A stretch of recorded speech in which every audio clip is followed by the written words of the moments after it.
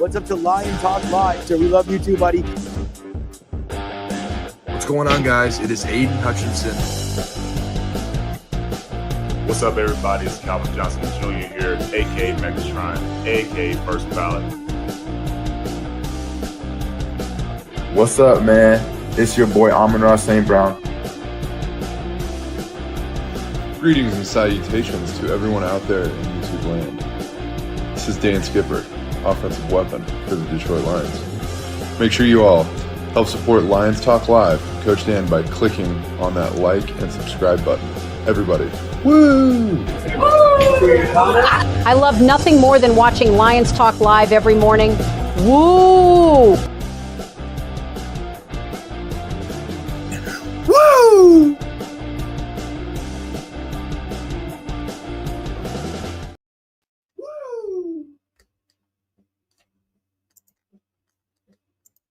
Well, greetings and salutations to everybody out there in YouTube land. I am your host once again, Dan Thornton, and I want to thank you all for joining me today. Lions Talk Live, pre-game show edition. I almost said morning show edition, but hey, I think you all get it. You're watching it. You're waiting for it. We're all waiting to see the Detroit Lions get back on the field, and hey, after last week, can you blame them?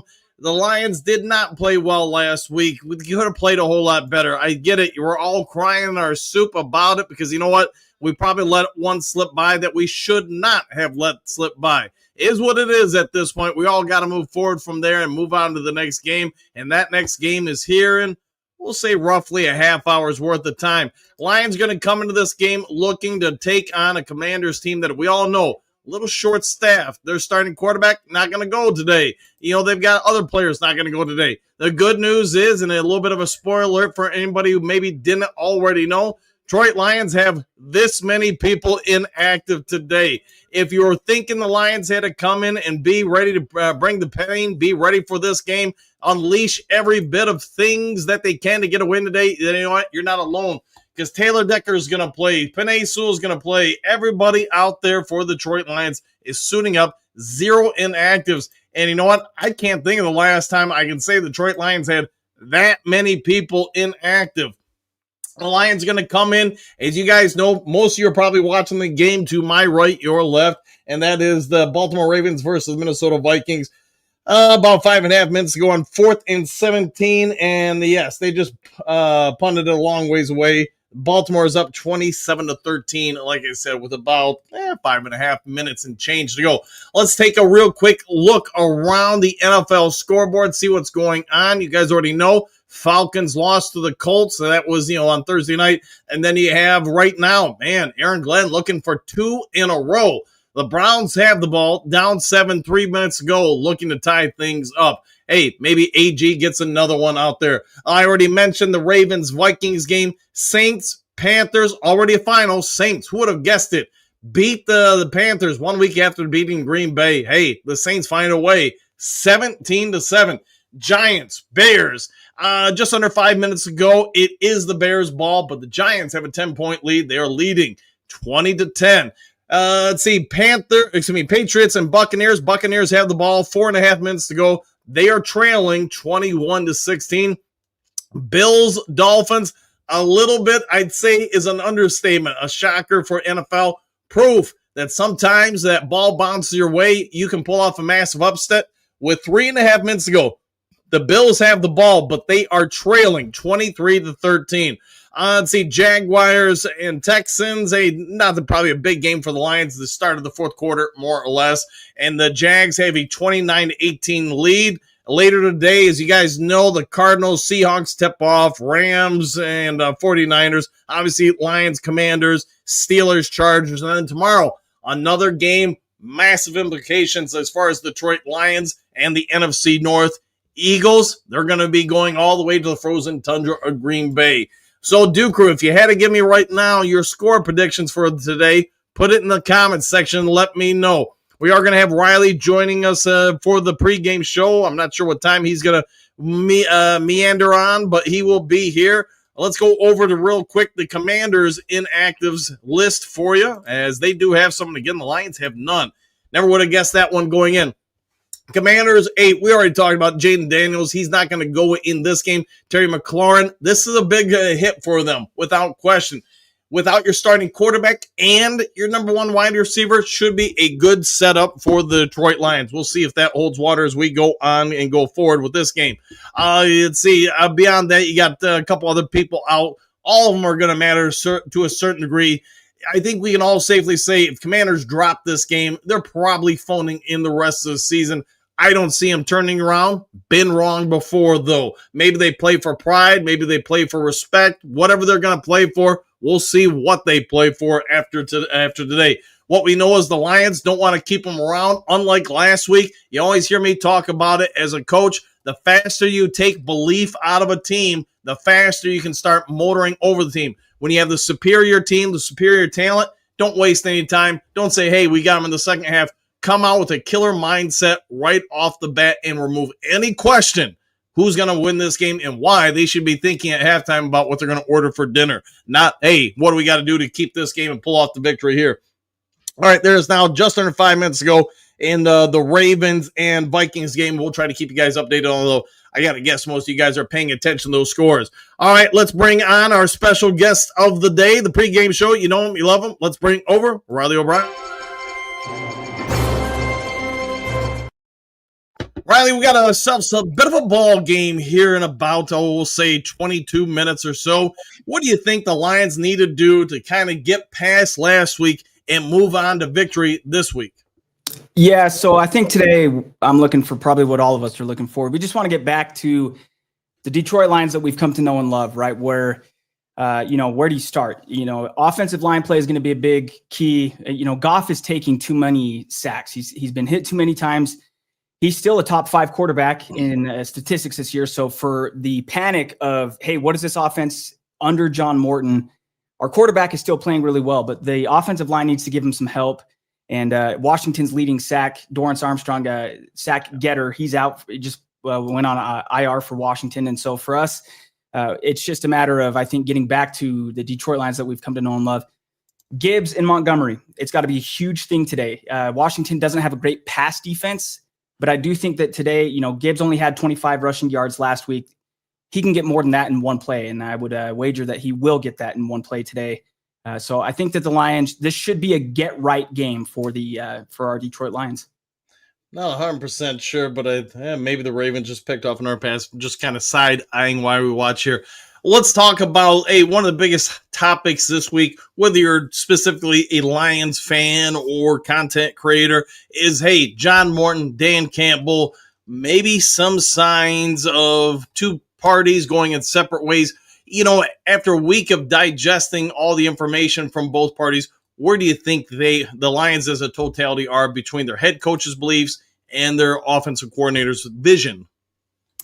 Yeah, it's an interesting juxtaposition because there's shades of the offense under Ben Johnson that we know and love. They're still getting a lot of statistics. They're putting up a lot of points, getting yards. But then there's also the idea of, is this kind of what it was with Anthony Lynn? If this doesn't go well today, does Dan Campbell have to kind of take some reins back over? It was interesting to see during this week. It was kind of uncomfortable, honestly, the different things that were communicated, it felt like, from the players to what Dan Campbell was saying versus what John Morton was saying. But if we believe that these guys behind closed doors can communicate the issues that need to be communicated, and everybody can do this egolessly, I would think that today we come out and see something more uniform, where it's clear that everybody's on the same page, not just the guys on the offensive line, but you're talking about, the plays that we would expect to be called. I don't see enough in-game adjustment from John Morton. If the Lions get behind early today, what adjustments will they make? Obviously, if the plays are working, keep calling them. But, something simple like a halfback screen. I don't recall, maybe it's been called, but I don't recall Jahmyr Gibbs, just a simple halfback screen to him at all this year. I want to see some simple play calls, and then obviously if it's working, don't fix it, just keep rolling with it. But I do expect that the offense will come out and perform better today, and if they don't, we may see some change this upcoming week. Not saying that Morton would be fired or anything, but sure, maybe it's Dan Campbell has to kind of rein things in. I'll tell you what, 6-3 will look a heck of a lot better than 5-4. It looks like the Bears, although they're only down 3 now, the Vikings, I think, are losing today. And so hopefully New York can hold on here, but the Bears are kind of rallying. So NFC North is just super close, but Lions got to handle their own business today. You got to take care of your schedule before you worry about other people's schedule, somebody once told me. Let's look at the defensive side of the ball, because I get they gave up some points last week. I also get they faced some short fields. When you look at the fact that Jaden Daniels is out this week, Terry McLaurin is out this week for the Commanders, Deebo Samuel perhaps isn't what he once was a few years ago. What if you're Kelvin Shepard, what are you doing to Marcus Mariota? Try to keep him from being, say, Marcus Mariota of a few years ago. Yeah, so it's one of those cliches that you don't want to underestimate this guy. Now, when Daniels got hurt last week, obviously, at the front of my mind, knowing that they were up next, and then Lattimore was out as well. But Mariota is a capable backup quarterback. We've seen the Lions playing before, and I think that there's just got to be an emphasis on solid tackling, all across the board. And look, the Lions are coming into this game with 28 sacks as a team. I think if you can get to Mariota 2-3 times in pivotal moments, you'll take a sack at any point in the game. But if, you want to talk about third down on offense, if you can stop them on third down, if it's a 3rd and long, send the house. If you can bring Mariota down, the Lions should be able to contain him today. Don't underestimate him. But I think you're looking for 2-3 sacks. If you can turn the ball over on him once or twice, I think that would be huge for the Lions' odds of winning the game. We all get it that Christian Mahogany is going to be out more or less the rest of the regular season. Dan Campbell thinks he might be able to come back towards the tail end of the regular season. If that is the case, then we'll see if he can return to form at that point. But in the meantime, where do you think the Lions go on the offensive line? And do you think they end up juggling anybody, moving them around? I mean, Dan Campbell has talked about this week in his pressers. They may toy with moving some people around, inserting some other people in the lineup. At the end of the day, what should Lions fans expect today? Yeah, I think I remember before the game last week, you had asked about Graham Glasgow, and I said I think his play has been good enough. And then last Sunday, just it didn't go well, not just for Graham, but everybody on the offensive line. And John Morton, according to him, who's the offensive coordinator, right? Everybody's not on the same page, so they're not communicating, and so you've got to see. I think in that case, you're the coach, you would probably know. And when times get tough, you got to rely on your leaders. You have to have your best players playing their best football. So Penei Sewell, Taylor Decker, you need to have your top guys perform at their highest level, obviously. So I think you're relying on those guys.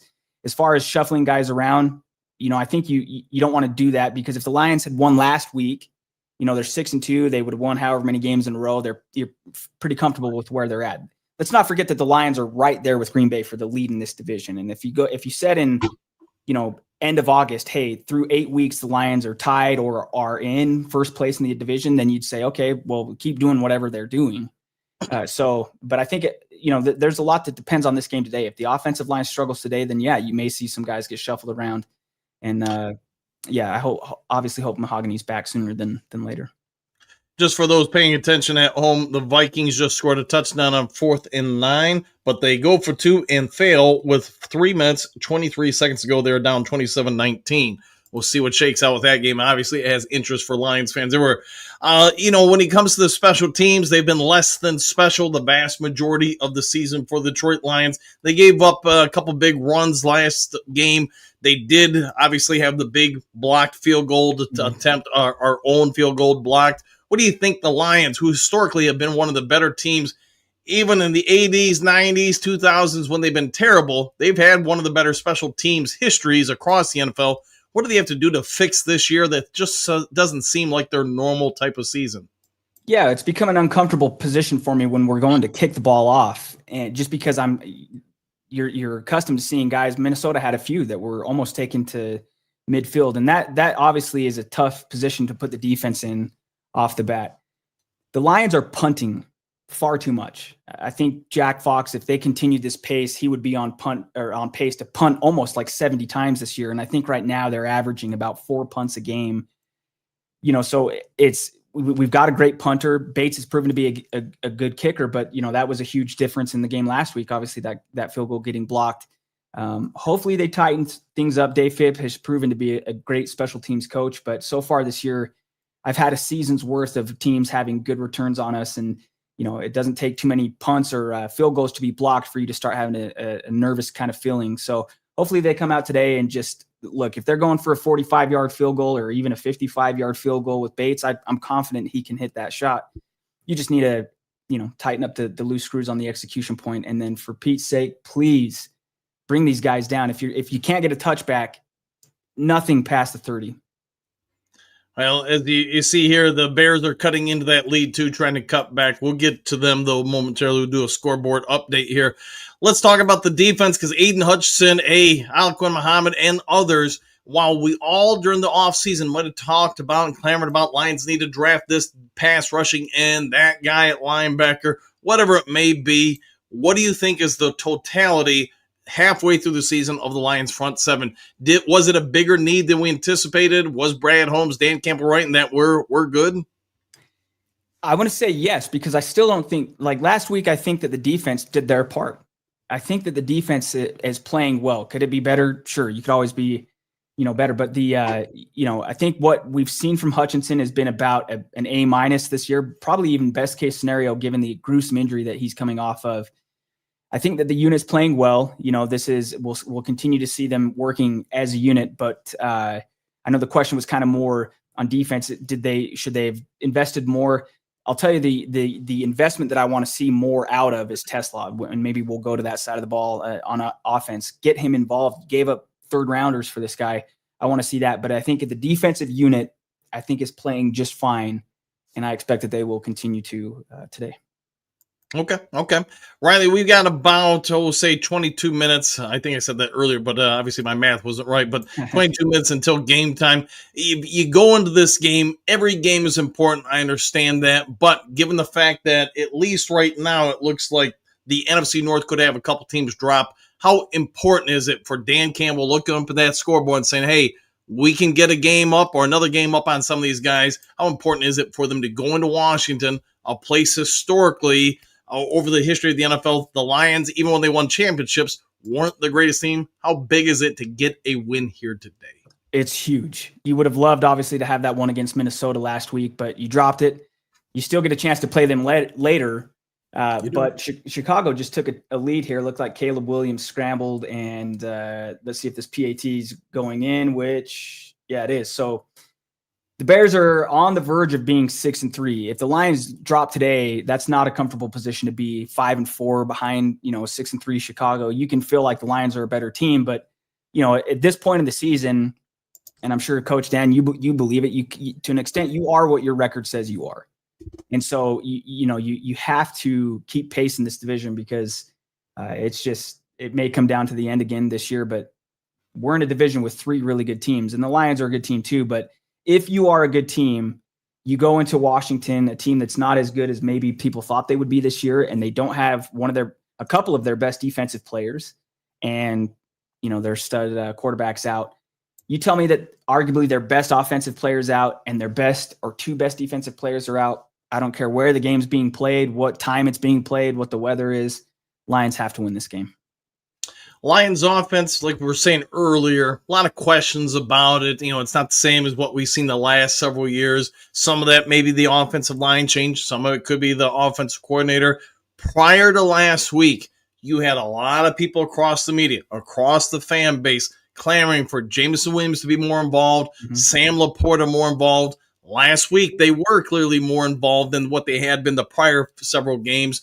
Lions lost. How much of an impact do you think maybe Goff, Dan Campbell, John Morton listen to the fans, the media, say, hey, we got to get these guys involved? And could it have impacted the outcome of the game last week? Yeah, I mean, they went to Laporta seemingly 3-4 times that opening drive, and then it seemed like they kind of went away from him for a little bit. And then, the JMO touchdown came kind of a little, it was the day late and a dollar short kind of a thing. So I feel like they know they don't necessarily need the fans, not even necessarily, they don't need the fans to tell them, here's what you guys need to do. It should be obvious enough. But this is a good problem to have. There's a lot of mouths to feed on this offense. I just started this thing with, the same old Sonic and Knuckles, Gibbs and Montgomery. Those are the guys that you should keep control. That they are the players that establish control of the game. And then it opens up things for Goff to do what he does really well. And then you can start getting these guys involved. You can get Jameson involved. Let's do it earlier than the fourth quarter if we can, right? Let's see if we can get him a big play in the first half. Laporta's a reliable third down target. And again, I keep coming back to it, but I just don't think I understood coming into the year that, there was hype around Tesla. Obviously, Brad Holmes said he was his favorite receiver in the draft. He clarified it. I'm not saying he's the best, but for Holmes, it's my favorite. Well, right. I think I could count on two hands the amount of targets he's had, and we're almost, at double-digit games being played on the season. I just feel like he should have a little bit more of a role at this point. And so today, and they've talked about it. They said that they are going to get him more involved. Let's see if that comes to fruition. A lot of mouths to feed on this offense, but however many points you're scoring, you just obviously have to score one more than Washington. I don't really care how it gets done, but you'd feel a heck of a lot better if you look at the box score at the end of the game and Goff has spread it all around to multiple players. You get to the Lions this point in the season, it sounds like the next several weeks, Lions are going to play some meaningful games. We all understand that. We also understand the Lions are going to start getting back a whole lot of their own walking wounded players. Maybe that's why they weren't more active at the trade deadline. I don't know. Miles Frazier thinks he could be ready next week, or if not, the week after that. You got Malcolm Rodriguez going to be back. Cunningham's going to be back. I'm assuming Reed's going to be back either right around Thanksgiving or early next month. When the Lions start getting some of these players back, how deep is this team, and who do you see out of the injured returning players being the biggest pickup to the team, the biggest improvement piece? Yeah, so the biggest guys I'm expecting the biggest boost for would be DJ Reed and honestly Malcolm Rodriguez. If there's a player that is not like a clear cut, that guy's like the best player on the defense, but man, I love having this guy on this roster, and what you're going to get. To me, that's Malcolm Rodriguez. He seems to make plays every time he's out there. He's a smart football player. So I think it stands to reason you can expect him to come back and do what he usually does, which is be at the right place at the right time. And so I think DJ Reed, Malcolm Rodriguez, this is in theory, it's a deep team, right? This is a very talented roster. But again, the emotional boost of momentum that you get when you start getting reinforcements, again, it's a lot different if you're 6-3, 7-3 versus 5-4 or 5-5, right? So these next games are huge for the Lions. Again, obviously today and then next week at Philadelphia, that's a tough game. So I think you don't want to call it a must win in week 10 or 9 or whatever week we're in right now, but I think it's about as close as you can get, especially given what's going on in the division as well. We've got about 16 minutes to go, and it looks like there's 155 left in the Vikings versus Baltimore Ravens game. It's 4th and 4, so we'll see what shakes out there. If we look ahead, if we want to move past today just momentarily, if you're looking ahead to Philadelphia, is this game absolutely not ideal for Detroit? Do you think Detroit can hit them in ways perhaps that can lead us to get a victory? I get it's way too early. We still got to get through today, but we got a couple extra minutes. Where do you think the Lions have an advantage over the Eagles? Yeah, I'd have to really sit down and kind of go through what the Eagles are doing well. I think their record, if I'm not mistaken, I think they're like 6-2. I haven't gone super deep into what they're doing well, but they're the defending Super Bowl champions, and they made some acquisitions at the Super Bowl or at the trade deadline, and so no matter how you slice it, that's going to be a tough game. What you want to see, what I want to see, is the Lions have a dominant performance today where they impose their will. We talked about it last week. Take what the defense gives you, but you've got to make them give you what you want. You are the better offense. So don't be dictated. Don't have terms dictated to you. You got to show up and impose your will as the game goes on, start to gain that separation, and then you can carry that into Philadelphia. If we have a shaky offensive performance today, and it looks like the Bears just won, so for everybody that was so sure that the Bears were not going to be good, that Caleb's not a good quarterback, that Ben Johnson's not a good coach, you lose today, you're behind them in the standings. And so, but that's fine. You got to handle your business. I think it starts today in Washington. Looking for the Lions to, and from goodness sake, can they improve their third down? I talked about it. They're punting too much. Convert on third down, keep your offense on the field, get the other team's defense tired. That's what I'm looking for today, is a dominant offensive performance to where you can then have a great week of practice and say, okay, this is back to Detroit Lions football. You expect to go to Philadelphia and continue to be able to kind of choose how you want the game to be played, because you've got the talent on the offensive side of the ball to do that. Well, we've got about 14 minutes to go, and yes, we're still going to do some scoreboard watching. I see this game's not over, but let's go over to the rest of the scoreboard. Let me hit refresh real quick. Like I said, you already know that the Colts beat the Falcons. Jets, how about Aaron Glenn? He's on a bit of a hot streak, 27-20 over the Browns. They're partying in New Jersey. Ravens, Vikings, hey, you got a minute and 39 left. The Vikings do have the ball down 8. We'll see what shakes out there. We'll keep you up to date. Saints pulled off a bit of an upset a week after the Panthers beat the Green Bay Packers. The Saints beat the Panthers. How about that? That's the NFL. Bears, it is a final now, 24-20 over the G-Men. G-Men couldn't do us a solid. Patriots, though, they did do us a solid. They beat the Buccaneers in Bucksville, 28-23. Dolphins, another final, a big upset, perhaps the biggest upset across the NFL season so far. Man, left for dead. The Finns found a way to beat the Bills 30-13. Riley, you see that score. How big of an upset is that? Because, man, everybody's been traded out of Miami and probably already carted off the field saying, hey, I'm done for the season. Yeah, it's just the randomness of this league, man. You think you know what's going to happen. I'll tell you, I'm a big fan of my guy Harrison Graham over at Bears Talk it's on Talk Sports and Chat Sports. He does an awesome play-by-play, and I was listening to the Bears game all day. I'll tell you, they were not expecting to win that game. They were not playing well. They rallied. Minnesota's rallying right here, at least has a shot to do it. You think you know how it's going to go. Yeah, the Jets trade away these some of their best players, and then now they're on a 2-game winning streak. People in New York might get nervous. Hey, we want that top pick. Good thing is they've got the draft picks now to be able to, in theory, at least go get the quarterback that they want. But yeah, as far as Miami, it's been a train wreck every week. Every time Tua's been at the podium, it seems like he's been saying something that the rest of the NFL media has picked apart. You wonder if his teammates are thriving off of him saying the certain things that he said, and then they come out and have a great great day. So, I think at the end of the day, every player in this league is a professional player, right? And so there's teams that aren't good, don't have a good record, they can still surprise you on any week. But sure would have loved the Giants to hang on to that one, and it looked like they were. That's a tough Maybe one. if Dart could have stayed in, but oh well. Exactly. He was slinging it. I saw that kid play when he was in 9th grade.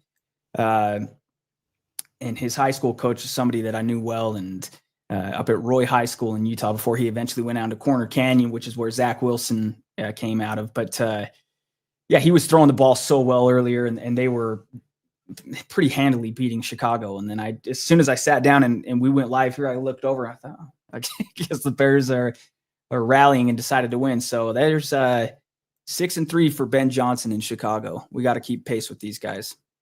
All right, it's 4th and 4. Vikings take the snap, but there is a whistle. Apparently, the Vikings are out of timeouts, and there's 21 seconds left. They're still down 8. Guessing perhaps Baltimore took a timeout.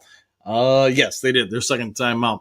All right, Riley, let's see. We got some comments in the comment section. We'll get to those during the game. So for those watching, hey, this is how it works, at least on this particular show. When we do live casts, I'll do the play-by-play. I'll call it the formations, basically try to be an announcer and a coach. Riley step on in, offering his insights wherever he can, wherever he feels a free second of time, jumps on in, etc.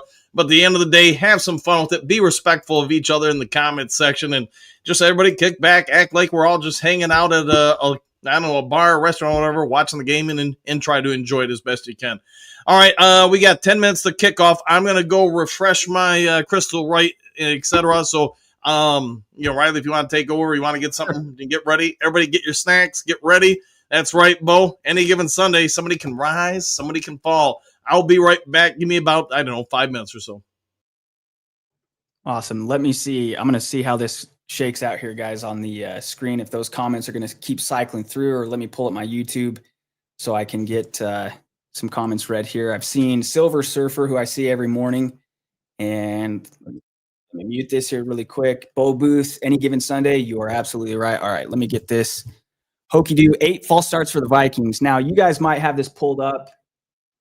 maybe this just ended for Minnesota because McCarthy looks a little bit defeated here with, so that's huge for us. And now the Ravens, they get Lamar back. So there you go. They are now moving to 4-5.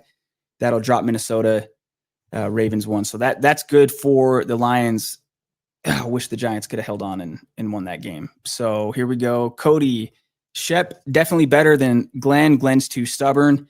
Silver Surfer says to Hokie Doo, Vikings were going down after the big upset last Sunday. Always like that.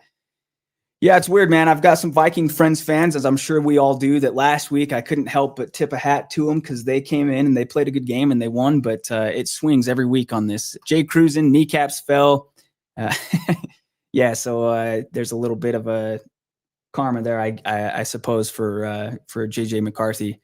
Dan Lyon, the Vikings, nice job for the Ravens. Yeah, appreciate Baltimore doing us a solid. We got Hassanin Mahdi. That's Ahmed Hassanin's father. Silver Surfer, I'm in Cairo. And let's see here. We got Central Scrutinizer. The Vikings are done. So I'm going back. These are comments here that have been up on the screen for a minute. So, yeah, I don't know, guys. Maybe drop your score predictions in the comments here. We'll probably get some of those on screen. And let us know what you are looking for in this game today. It should be an opportunity for the Lions to go to Washington and get a win. And how about the silver pants? I know my guy Tim Brandon was tweeting relentlessly at the Lions, begging for it. I don't know if he had a hand in it, but we'll say that he did. And what do you guys think of I kind of like the blue pants, but I also do like the silver pants. I'm happy with the look today, and it'll look better if they win, right? So no matter what the uniform is, just go win the game. Cody's got, if we win and Green Bay loses, it'll be a good week. You're absolutely right. Obviously would have loved the, keep saying it, the Bears to lose today. Henry Moore's got the Lions by 10. Let's go Lions. You're right. Jack Rumsey, cup of coffee in the big time. Vikings are a cup of coffee in the big time. You might be right. And I know Jack's a huge Macho Man fan. His wife Summer tells him all the time, like, it's fine to have heroes, but maybe they're better heroes than Macho Man, but I don't know if there really are. That's a tough call. So cup of coffee in the big time might be spot on there. Egan's got, I don't care who gets the touches and targets. I just want to win. I'm right there with you, man. I don't care at the end of the day what the box score looks like. Just win. And we'll be right back to feeling pretty good. And I said that during the week on the trade deadline. I came on with Dan and I said, you go play well in Washington, you're feeling good again. And somebody in the comments said, this guy's crazy. He's as though that makes all the difference for the Lions. But you tell me, if the Lions lose today, obviously it's not going to be a great feeling, but if they win today, why would you doubt that they can go to Philadelphia and not get a win? I'm sure that they would be able to. Jay Cruzen, Lions win. I'm happy. Happy guy, big smile, mother effer. I love it, Jay Cruzen. We got Tafka says, it seems like the Lions have actually played better on the road than at home the last 2 seasons. So maybe it's good they're playing in Washington. It's not a bad point. I think last year they were undefeated on the road. So, and we know that Coach Campbell said that, hey, it's not a bad thing to have the spotlight off you, people doubting you again. Why not? That's you got to love that as a competitor. Jack Rumsey says the Lions are the NFC North champions and they will remain the NFC North champions. I think he's spot on there. So welcome back to Coach Dan. Hey. All right. So what do we got? 5 minutes to go. I see over on Fox, they're just kind of shuffling through some highlights, etc. So only highlight that matters is what we put up today. So Riley, all right, give me your score prediction right here, right now. What do you got? 1, 2, 3, go. Don't worry about it, man. I'll just switch my PlayStation on because I have to use the Sunday ticket here. But I heard you shout. Now I'm going to go. And if I'm not mistaken, I think this is what I predicted last week score-wise. I think the Lions, it's a good get-right game for them today. I'm going to say 31-17. I feel like the offense will come out and hopefully play well. Be interesting to see who gets the ball first. And, again, depending on how the game starts to unfold, does Morton make the in-game adjustments if they're needed? You expect that they'll have a good script here to start the game offensively, but I'm hoping for a strong day for the Lions today. 31-17 is my score prediction.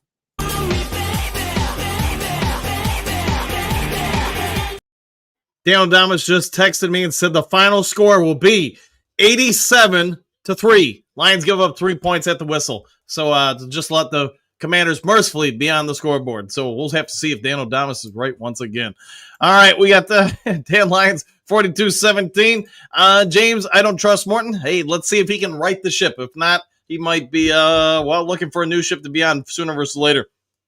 All right, Silver Server, Hossie Madley, that's right. Exclamation point. It's late evening where you're at. Yes, it is, man. It's got to be close to midnight, if I'm not mistaken, but don't hold me to that. I don't have my digital clock in front of me here. This Lions team kind of reminds me of those Giants teams with Eli Manning, where they might end up being a lower-seeded playoff team that could get hot at the playoffs. Yeah, 100%. 100%. For those who don't know what the day he's talking about, I want to say it was the helmet catch Eli Manning season that they barely made it into the playoffs, then beat, I want to say, Dallas, Green Bay on the road, then got to the Super Bowl and won it all against, was that the undefeated Pats team that year? I don't know. It was. Sorry, it kind of blends. I think the Giants were 8-8, and then, they went in and beat the previously undefeated New England Patriots in the Super Bowl.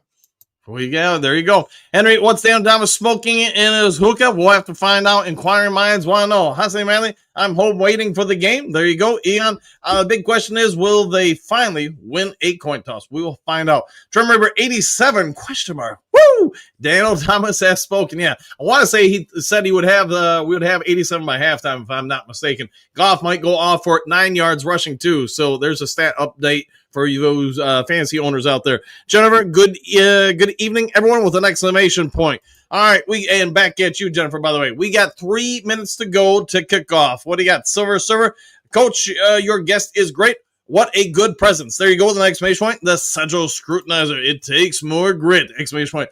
Let's go, Lions. Forward down the field. I like the way you're thinking. One pride. I got to get a copy of Forward Down the Field that I can put up here on here just to pop up for a moment.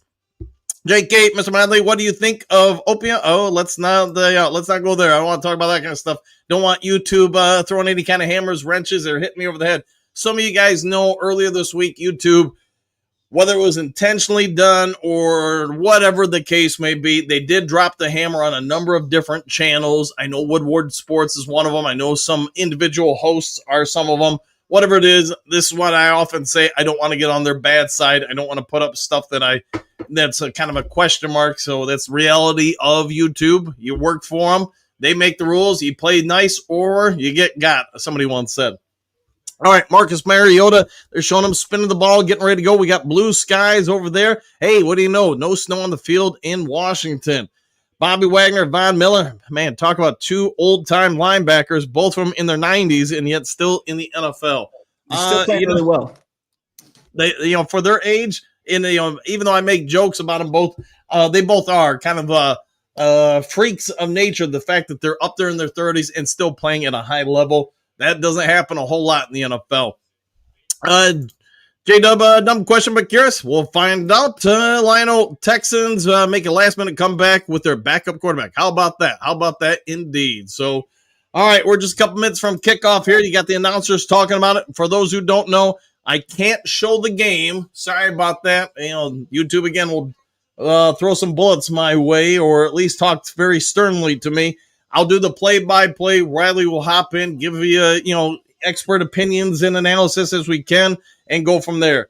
And inactives, we already talked about them for the Commanders. There are none for the Detroit Lions. It is the first time I can think of Lions have gone into a game with 0 inactives. For the Commanders, Daniels, you knew going into this game that he was not going to play this week. Terry McClellan, there was some conversation he could go this week. That's obviously not going to happen. That could be a sign of maybe that hamstring, that quad's just not right, or they just want to make sure it's fully right before they get him on the field, et cetera, et cetera.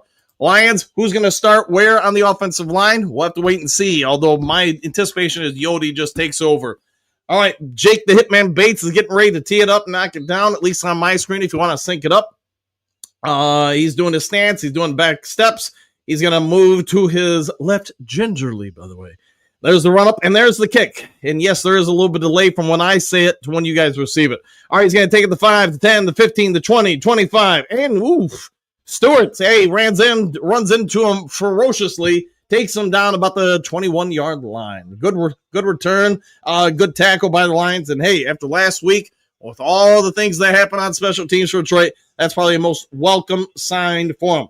Marcus Mariota, while he may not be the starting quarterback, that doesn't mean he can't be a starting quarterback in this league. He knows this is an opportunity for him to sell his services to some other team in the future with some strong performances.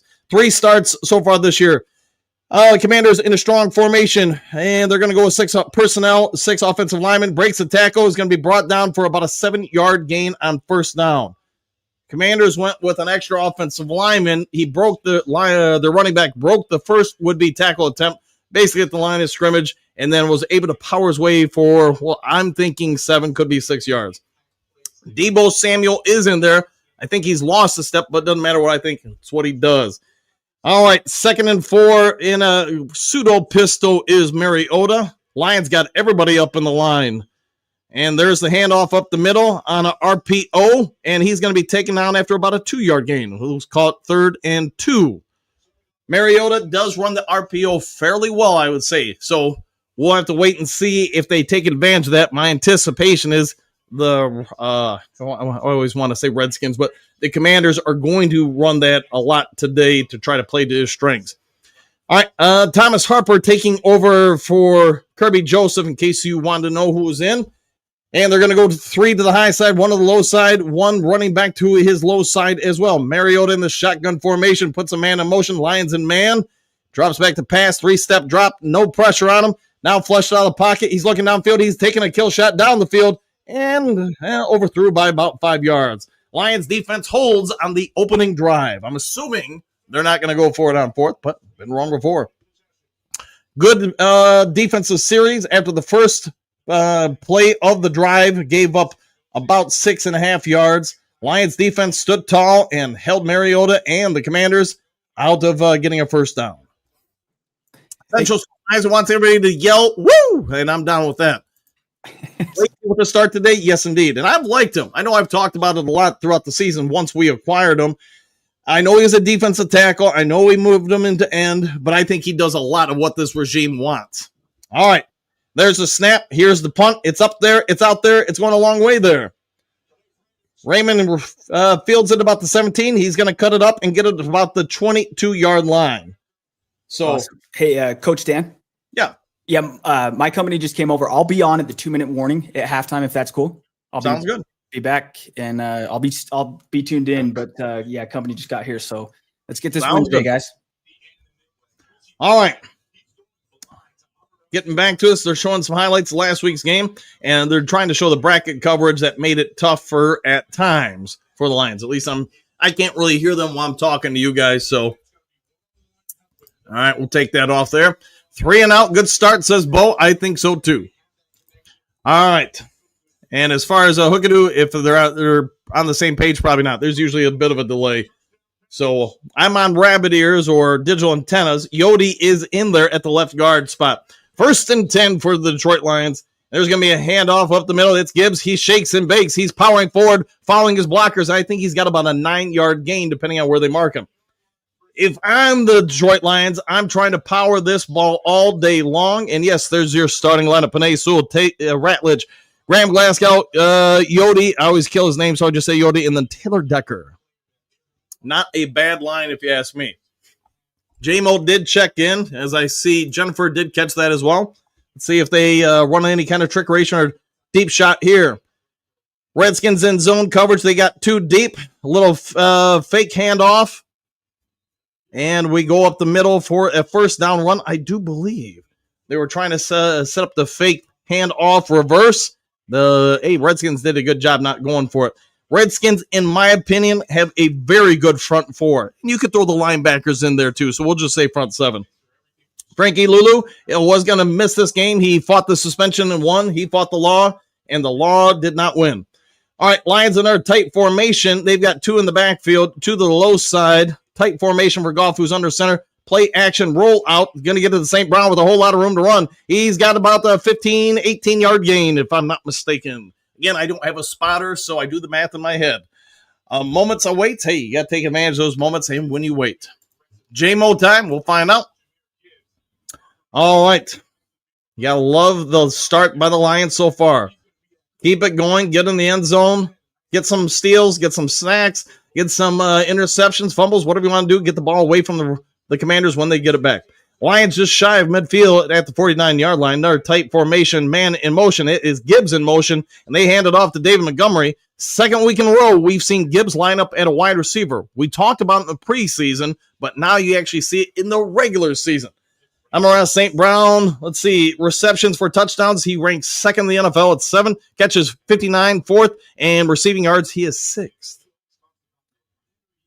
Shotgun formation, 2 backs in the backfield, 2 receivers high, 1 low. And drops back to pass, swings it out to Gibbs. He's got a little bit of a blocker. He's got a first down and going to be brought down, we'll say, after about an 8-yard gain.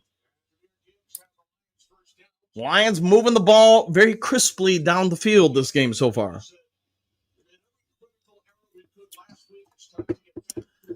JK wants you to know it's about time the game got going. 100% there, 100%. Cynthia, woo, go Lions. There we go. Knuckles, I concur. Dan Campbell sporting goggles out there. Look at that. Looking very wise. All right, 2 to the low side, 1 to the high side. It is Tesla on your high side. Gibson, the solo person in the backfield. Goff hands it off to him. He's got a little bit of a hole. And you know what? He's going to go for, we'll say, about 5 yards. That was set up about a 2nd and 5 for the Detroit Lions offense. Rushing game, first 8 weeks, 135 yards, 134 yards, excuse me. Last week, 65 yards. The Vikings did a great job of shutting down the Lions. Lions needing to respond this week, though. 2nd and 5, Goff's taking the play, talking and massaging his gums as he talks to everybody in the huddle. Now breaks the huddle. Goes up to Glasgow. He's under center. Gibbs solo backfield, 1 high, 1 low receivers. St. Brown in motion to the high side.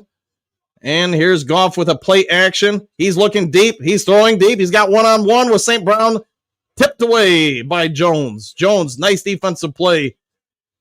I don't know if St. Brown had a lot of separation there. He had a little bit of separation, and now he's got a whole lot of grass in the eye.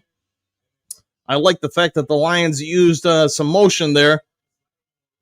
And yes, not a whole lot of separation. Just a good play there by all parties involved.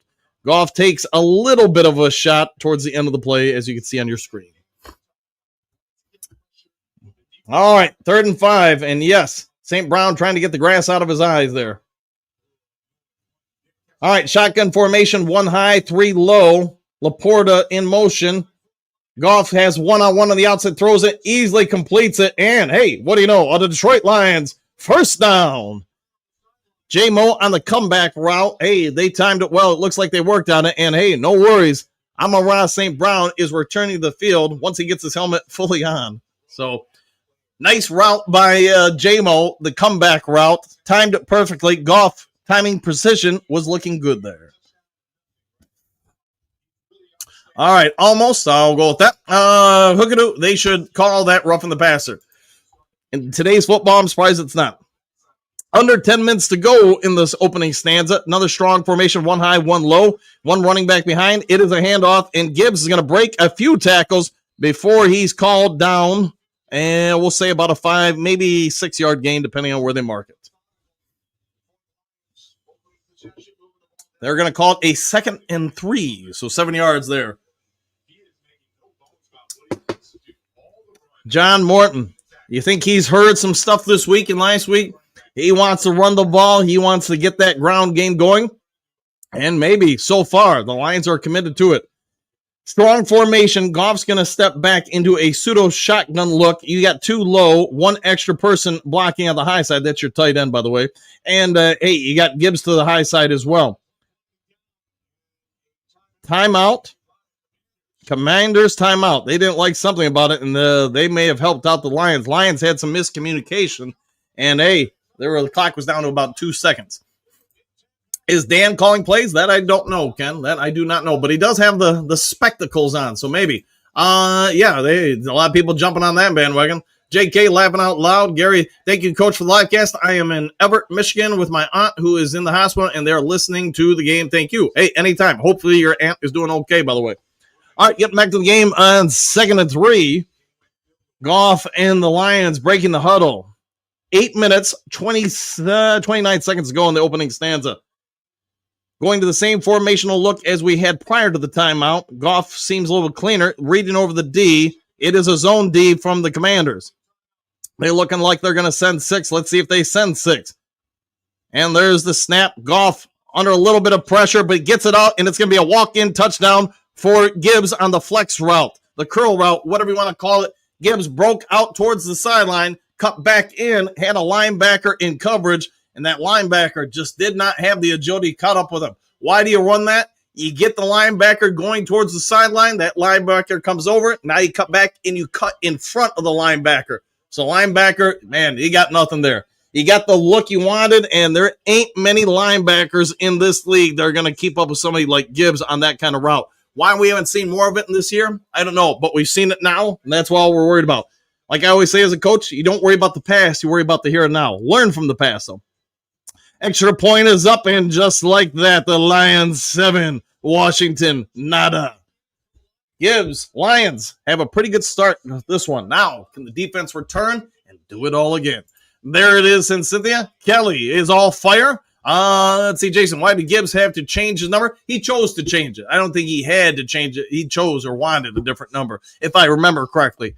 Cody, good job. Take their hope away 100%. Now that you got the lead, get the ball back, pour it on. You know, one thing I just don't play with food, man. Don't do it with other teams. I'll give you an example. Like this is probably like 20 some years ago. A team I coached a long time ago. We were playing like the number 10 team in the country. And second quarter, we were down something stupid, like 27 to I don't even remember 3 or something like that. We came back to win by 15 because the other team. Late in that second quarter, you could see they stopped moving so much. We got on a little hot streak. We got momentum. We got within shooting distance at halftime. In the third quarter, we just poured it on them. So, yeah, you get a chance. You beat them down.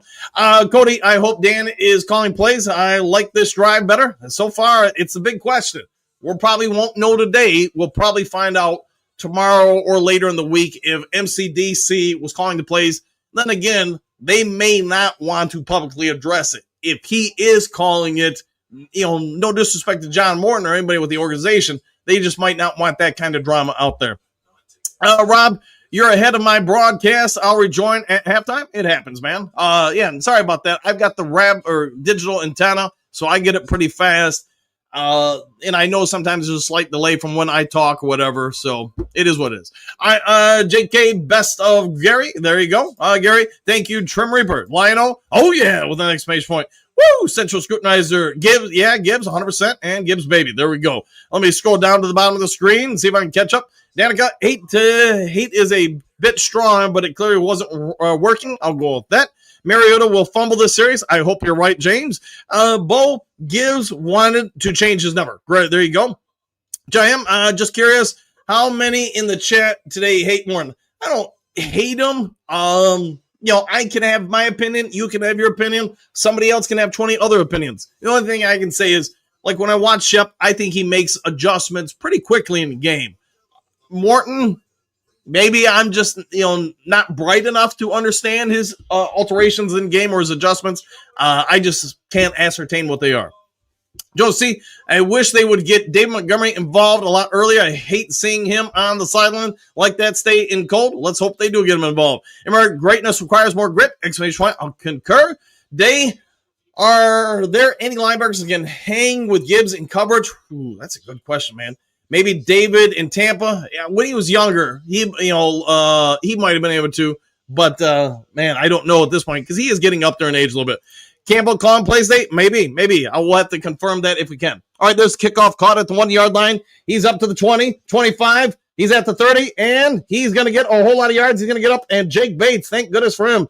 He might lead the league in special teams tackles by a kicker, as once again, the special teams have reared their head for the Detroit Lions, as the Commanders will start at about the 47-yard line.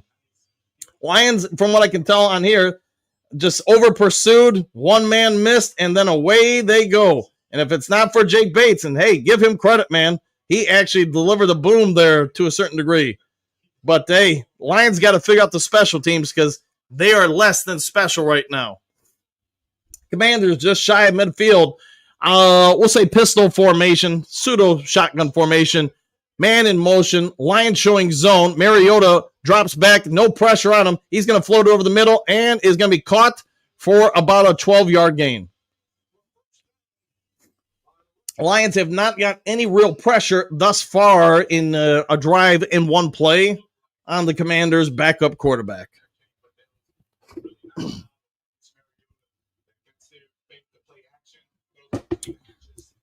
Mariota throws it again and again completed over the middle. Lions showing a lot of zone coverage, and again another completion over the middle, exact same location. That's going to set up about a 2nd and 3. Rams showing a little Rams highlight here. It looks like the Rams are going to take the early lead, or the 49ers. Heated rivalry there, as we all know. Getting back to our game, though, it is 2nd and 3. Let's see what shakes out here. Mariota looks to be in, I'm just going to say shotgun, even though it's kind of more of a pistol. 2-back shotgun. Going to hand it off. Going to go to the right side, and he's going to pick up they're going to mark him down about a half yard shy to set up a 3rd and we'll say a yard, maybe a half yard.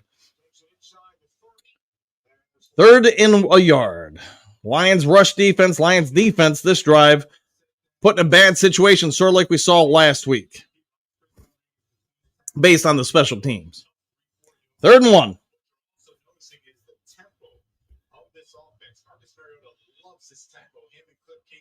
And there seems to be some debate going on here. I'm not sure what this is about. Officials talking to coaches on the sideline. Mariota in a firm pistol now. He's got 2 on the high side, 1 back behind him. Man in motion to the low side of the field. Mariota takes a snap. It's going to be play action pass. Sets up a screen, but Aiden Hutchinson gets a hand on it. Nearly picks it off. Instead, it hits the ground. Too bad. Hutchinson, as you guys all know, has got hands, but that time can't hold on. That will be a 4th and 1 situation, and I got to imagine if I'm the Commanders, I'm going for it. I guess I understand. Now it says 2nd and 10 on the screen. Some confusion. Sorry if they got him a first down the time before. I thought they marked him short of the line of game. 2nd and 10 it is. Shotgun formation to the low side. To make that 3 to the low side. Mariota is going to float up down the deep sideline and incomplete. Arnold in coverage. Did have an opportunity for the Commanders receiver to make a play, but unfortunately for the Commanders and good for Detroit, the ball hits the field. Arnold, we've talked about it early in the week. He may be starting to really show signs of growth and progression. All right, 3rd and 10 here. Lions, if they can force them out here, that would be a big one for this defense, which was put in an unfavorable situation to special teams. 3rd and 10. 3 to the low side, 1 to the high side, 1 running back to your high side. And yes, you see Mariota checking the play. He's checking out of it. Campbell calling out something, and there's going to be a penalty flag flying. You got the pre-snap motion, illegal style for the Commanders, and that will be a false start. That's what Captain Jack Campbell is pointing out is the head bob. Dan Quinn, how quickly things can turn in coaching. Last year, you are the savior. This year, they're trying to run you out of town.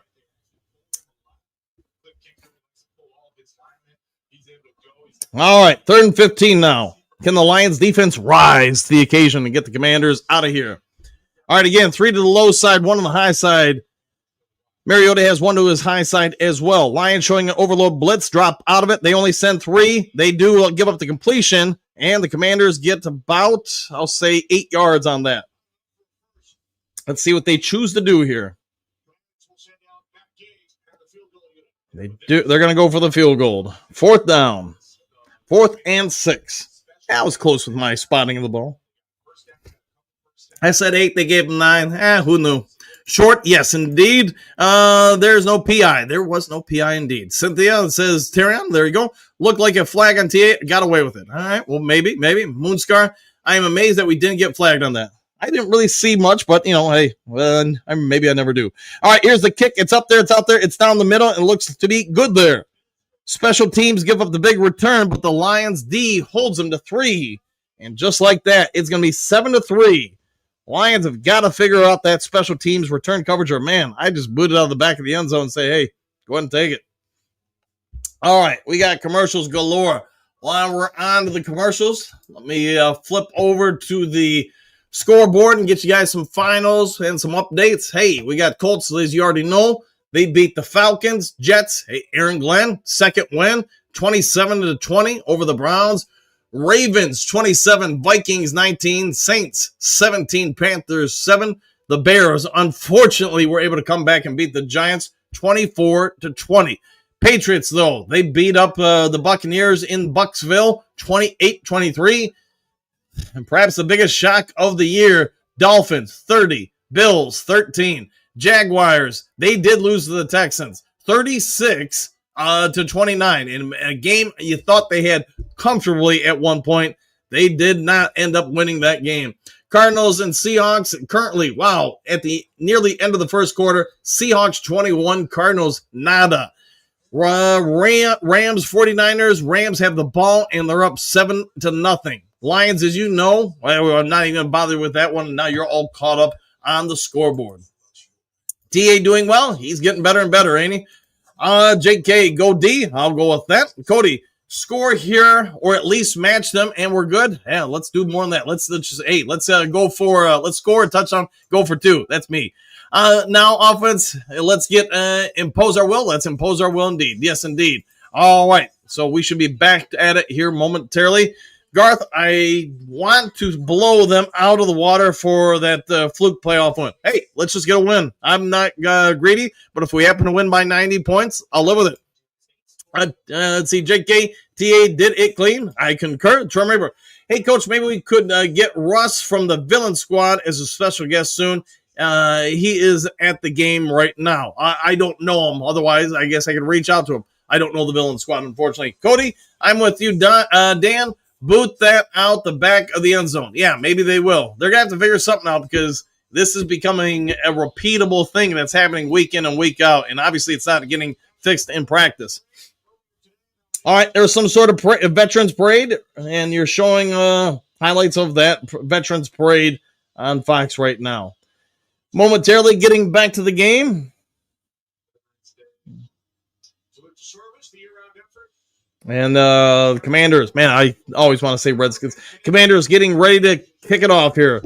He's lined it up. There's the whistle and the twirl. So getting ready for him to put foot to the boot. And it's up there. It's out there. It's to the right side there. Going to be about 4 yards deep, and he's just going to take the knee. Khalif Raymond. Goff coming out here. 5 minutes, 43 seconds left in the first quarter.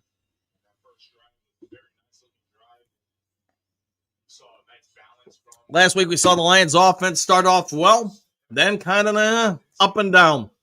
We'll have to see what goes from here. All right, 39 career scrimmage touchdowns for Gibbs. Tied most since 2000 before turning 24. Christian Mahogany and Rob Gronkowski. Lions in a shotgun.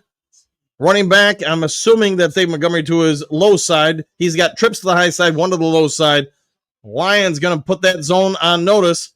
Goff gets it out to St. Brown, who's got a 14, 15, 16-yard gain. Nice first down play, timing route to St. Brown. And the Lions point this way as we're going that way down the field for a first down. Zone coverage. Skipper skipping on the sideline. He's got his helmet on, so is he going in? Is he coming out? I don't know. Oh, Dan Skipper was lined up as a wide receiver for you. How about that by Dan Skipper? Hey, he's got a little gears in him, don't he?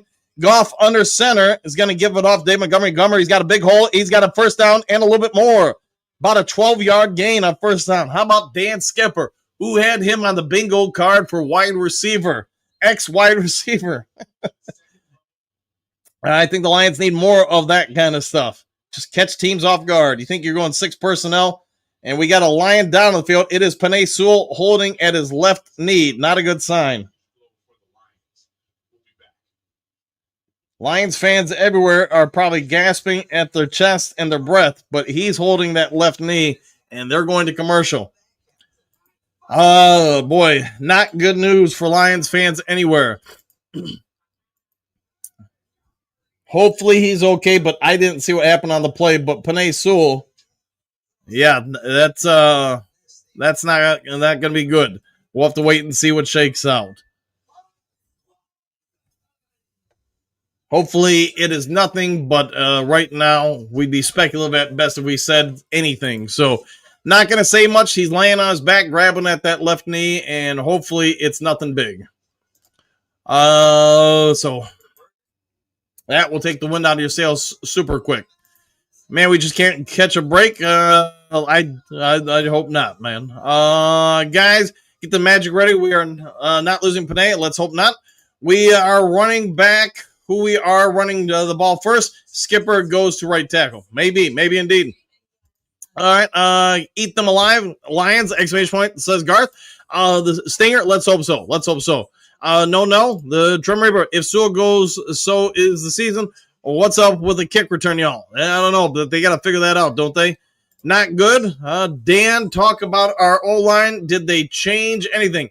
We'll have to wait a little bit. I'm trying to watch stuff here, but right now, I can tell you this, they look like they're not zone blocking, which I know I talked about earlier in the week. They do better in man than they do in zone blocking assignments. Not good. Speak into existence. Let's hope he's okay, my friend, says Ray. James, hope they doesn't start rolling. There you go. The Great Lakes. How about those throwback unis, coach? Bring back memories. My favorites are still the 1920s Thanksgiving ones. JK, geez, I'll go with that. We should be back from commercial here fairly quickly and then maybe get an update on Panay. All I can say right now is I didn't see what happened, so I'd be guessing. But hopefully it's nothing big.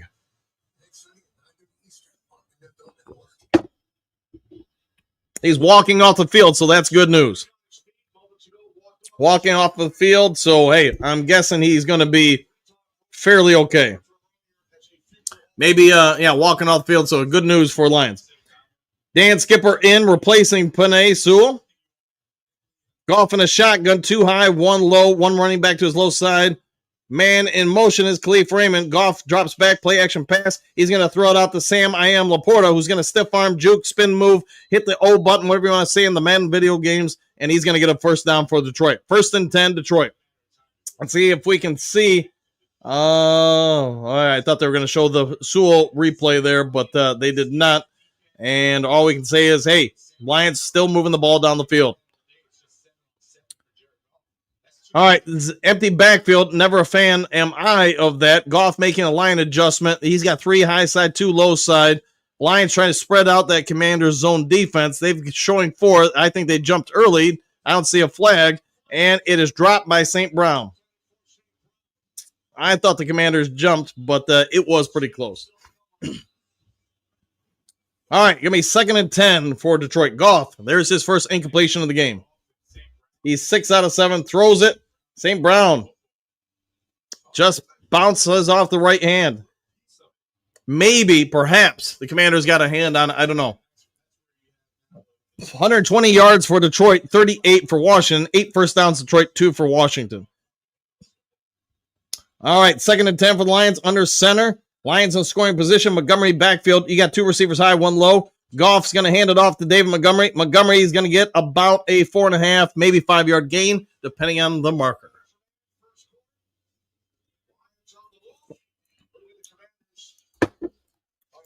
Yeah, it looked like they jumped early. I agree with you, Moonscar. That's what I thought. And I thought maybe they throw the flag, but maybe didn't get into the neutral zone. All right, getting back at it. Empty backfield. I'm not a fan. Say it all the time. 3 down low, 2 up high. Goff making an adjustment. 14 on the play clock. This is a 3rd and 7. Commanders showing an all-out blitz. They drop out and get 7. Lions get 7. End up probably getting closer to 8 or 9 on the pass to Sam Laporta. And another Detroit Lions first down. Commanders continue to play zone. Lions roasting the zone so far. Commanders showed all-out blitz there, dropped out of it, rushed only the front 4, and yes, didn't get to Goff nearly in time. So far, questions about that Lions offensive line? It's looked pretty dang good. It's looked much better. And yes, they were zone man blocking on that one, in case you're wondering. All right, getting back at it. Goff under center. Strong side is your high side. Man in motion is St. Brown. Crackback blocking inside. And Montgomery stumbles forward for maybe about a 2-yard gain on first down. Still no updates on Panay Sewell, but you know what? The fact that he walked off the field is a great sign, and you know, if he just needs to take some time, I'm okay with that. Williams out there. You see your host of Fox commentators. I am not among them. Lions just inside the 10-yard line. They're in the red zone. Goff under center. He's got 2 receivers low, 1 high. The ISO receiver is St. Brown. Running back behind. Cleve Raymond in motion. And they're going to play action pass. They're going to swing it back. He's looking back. He throws it and incomplete to St. Brown. Blows it incomplete. They had it set up initially, but the Commanders read it and got to St. Brown, took away the pass, and hey, Goff did a good job just getting rid of it and avoiding the sack. Give the Commanders some credit there. They're going to set up a 3rd and 7. Goff, you know, most people don't realize he is 6'4" and he's a big dude. All right, let's see what you can do here. You're in the red zone. You're inside the 10, 3rd and 7. You can still get a first down. The big play here for Detroit. Shotgun 3 low, 1 high, 1 running back to Goff's high side. There's the snap. Goff drops back, facing 4. Gets it to St. Brown for a touchdown. First down, touchdown, end zone. There you go.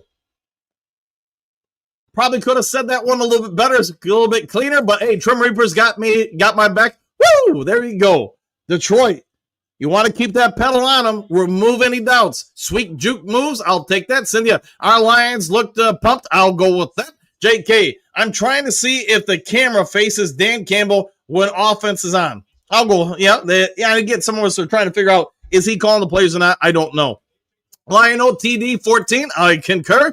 Derek, there it is. James, yeah, let's go. Exclamation point. Chad D. Maybe Morton's still in the booth taking notes on how to drive the Ferrari. There we go. Bird time. St. Brown does the, I'll go with that. I'll go with that. So anyways, Lions get a score, pick up a key 3rd and 7, get in the end zone, and Commanders fans are less than happy about it, especially when they have Lions fans standing literally right behind them. We're going to commercial. We'll see if we can get an update probably in the next couple minutes on Panay Sewell. The fact that he walked off the field, that's obviously a really encouraging sign. He was grabbing at that back of the leg or knee. Hopefully it's just a stinger or something, but we'll see what shakes out. Bo, let's Sun God Redemption. I concur. Riley, let's go. Exclamation point.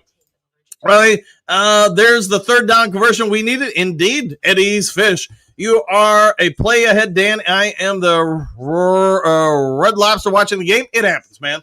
So, you know, I get there probably watching it on cable or whatever. I have a digital antenna, so it's as fast as watching it live as you can. Hassani Medley, position to touchdown. That's excellent. I like it, like indeed. Flathead Frank, looks like the game isn't fixed today. Let's hope not. JK, they kept us up. It's lights out. They keep this up. It will be lights out, even though I murdered saying that. Cody, I'd let Morton handle the head coaching duties while I call plays, just what the percentages say to do. Okay. Pat, there was such a blue in the seats. Yeah, a lot of blue there. A lot of people went. I know my brother, Tim, he was talking about going with a friend to the game. That would have been a heck of a drive and had probably a fun time if they would have went. James Laporta made that TD possible. I concur. 2 possessions, 2 touchdowns. Good. I'd say it's very good. Riley, I see Manley. How is Ahmed? We'll find out. Ray Laporta is a GOAT. He is pretty dang good, isn't he? Jennifer, come on, special teams. Exclamation points. I concur. Ray, he's a baller. Shot caller, too. Riley, great observation. James, Coach Rock, I'd let Morton run out the water, maybe. All right. Coach Dan is the man. You know what? The Duke crew is the band. I don't know. Brian F. Screen passes and 0 touchdowns too. There we go. Yes, 0 screen passes so far. Cody, the offense looks different to me. Maybe it's Washington or Dan calling. I think Campbell, in my opinion, he kind of made some comments alluding to it this week that the coaches had all come together to talk about things and try to address things.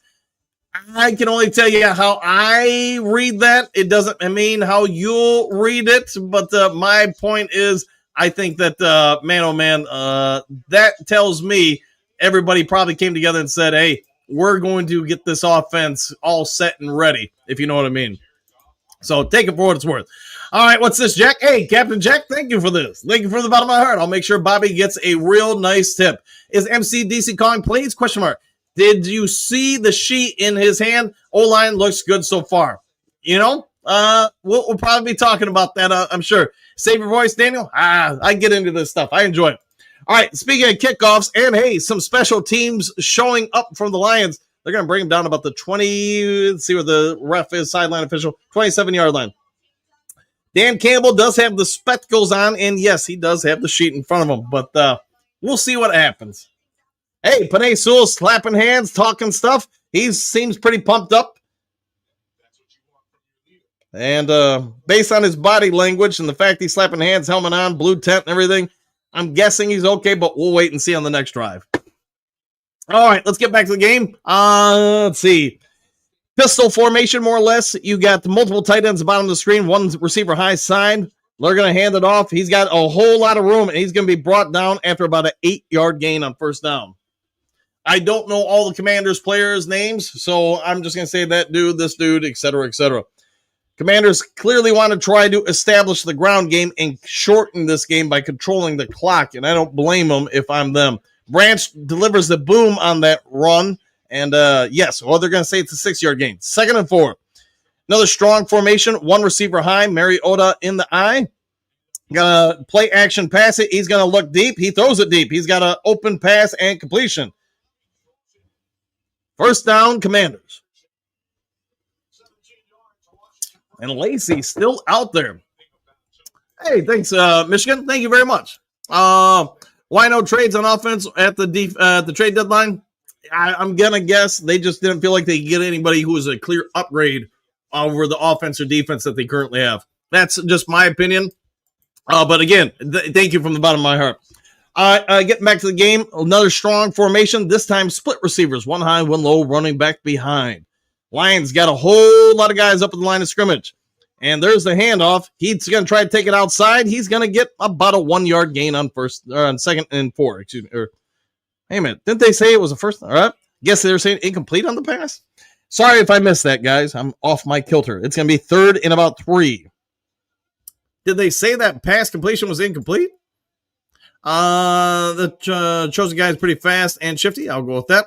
Might be. All right. So sorry if I missed it. All right. Now it's saying on the screen 2nd and 9. Man, they are messing me up at Fox. So it was a completion. That was first down. And now it's 2nd and 9. All right. Shotgun formation. He's taking a kill shot down the field. Deep shot and incomplete. Sideline. Got it. And guess who in coverage again? Terrion Arnold. Terrion Arnold, indeed. So, hey, again, sorry for, and again, thanks for this. Is MCD, yeah, okay, caught that one. Okay, sorry about that, guys. Sorry about some of the miscommunications on the play calls, but, yeah, I'm going off what they have on the screen, and so far they're messing me up on a few of these. Captain Jack strikes, I take that. 3rd and 9, here we go. Can the Lions D hold them on the last second of the first quarter? They got trips to the high side, one low side. Low side is a tight end running back to the quarterback's high side. And here we come up the middle. They're coming after him. He gets away from Aiden Hudson. He does not get away from Brian Branch, who picks up the sack. And the Lions are going to end the first quarter, forcing a bit of a loss there. I'm going to guess about a 9-yard loss on Brian Branch's sack. Paul Tagliabue, boy, the former commissioner of the NFL. And yes, loving memory of him. 1940 to 2025. He was the 2nd commissioner for the NFL during my time. All right, Phil Branch, yes, indeed. Lionel BB, he shot in there like a BB. Let's see, Cody, you're doing good, Dan. Don't worry about it. Yeah, just, I go by their screens, their markers, and I was like, man, do they call that? Whatever, but you guys get it. Danica Prime, what do you got? Dion, exclamation point. I'm down with that. Man, I love Brian Branch. You have to, right? You have to. Shep killing it. I mean, I know we talked about it about 2 weeks ago about is there some real potential Kelvin Shepard could be snagged by, a college team or another team. I think if he keeps going like this, it might not happen this year, but it may happen in the future. He's just done an outstanding job, in my opinion. James, there was Roselle. There it was indeed. Yes, it was. Let's see. Cynthia, love BB. You have to. Great defenses, Cody. Jennifer, their screen is not inputting correctly. Yeah, I've seen that too. Obviously, I've seen it. I've been calling it out here quite a bit here.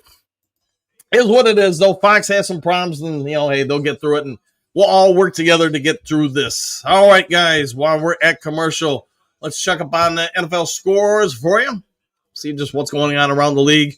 Rams are up 14-0 over the 49ers. Minute and 50 to go in the first quarter. Rams have the ball as well. Seahawks 28, Cardinals 0. Man, Seahawks, any questions if they're pretty legit? They're looking too legit to quit. And then Lions, you guys get to the night games. Tonight is Steelers at Chargers. And then tomorrow, the big one that probably everybody's going to be wanting to watch if you're a Lions fan. Eagles, we might be rooting for them tomorrow as they take on the Packers in the frozen tundra of Lambeau Field. All right, Trim Reaper, it's not your fault, Coach, the delay because of YouTube. It happens, man. It happens, man. Let's see, Derek Branch breaking out the ugly tree today. Yes, he is. Coach Rock, staying away from that swing pass so far? Yeah, and I know we all talk about throughout the week. I can't think of a game that at least readily comes to my mind where I've seen a team run 18 screens in one game. It'd be one thing if they were working at least half the time, but I don't think they were working any of the time. All right, James, I know Brian doesn't stick his mouthpiece in his helmet anymore. I'll have to check on that. I guess I didn't notice that. Tom, great to have Brian back. Yes, indeed. He's a great player. And I know some people were saying, hey, maybe we should get rid of him. It's how often do you come across a versatile player like that can play corner, safety, linebacker? He plays with some attitude, too, and I like it. Michigan man, so happy not to have a screenplay called yet.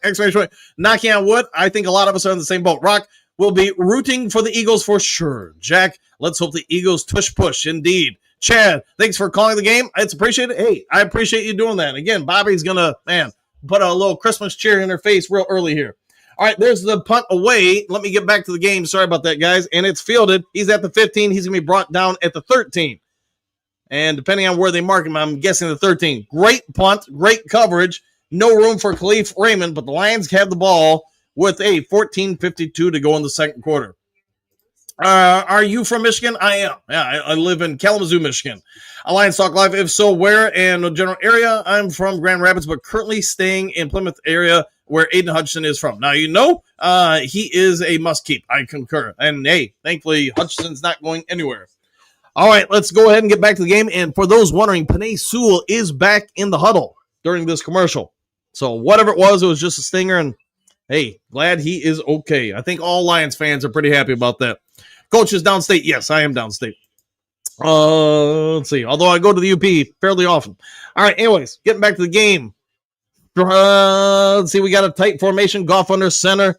He's got 2 to the high side, 1 to the low side, 1 running back, Gibbs, behind him. We're seeing zone coverage from the Commanders. Man in motion, and hey, tricky pass.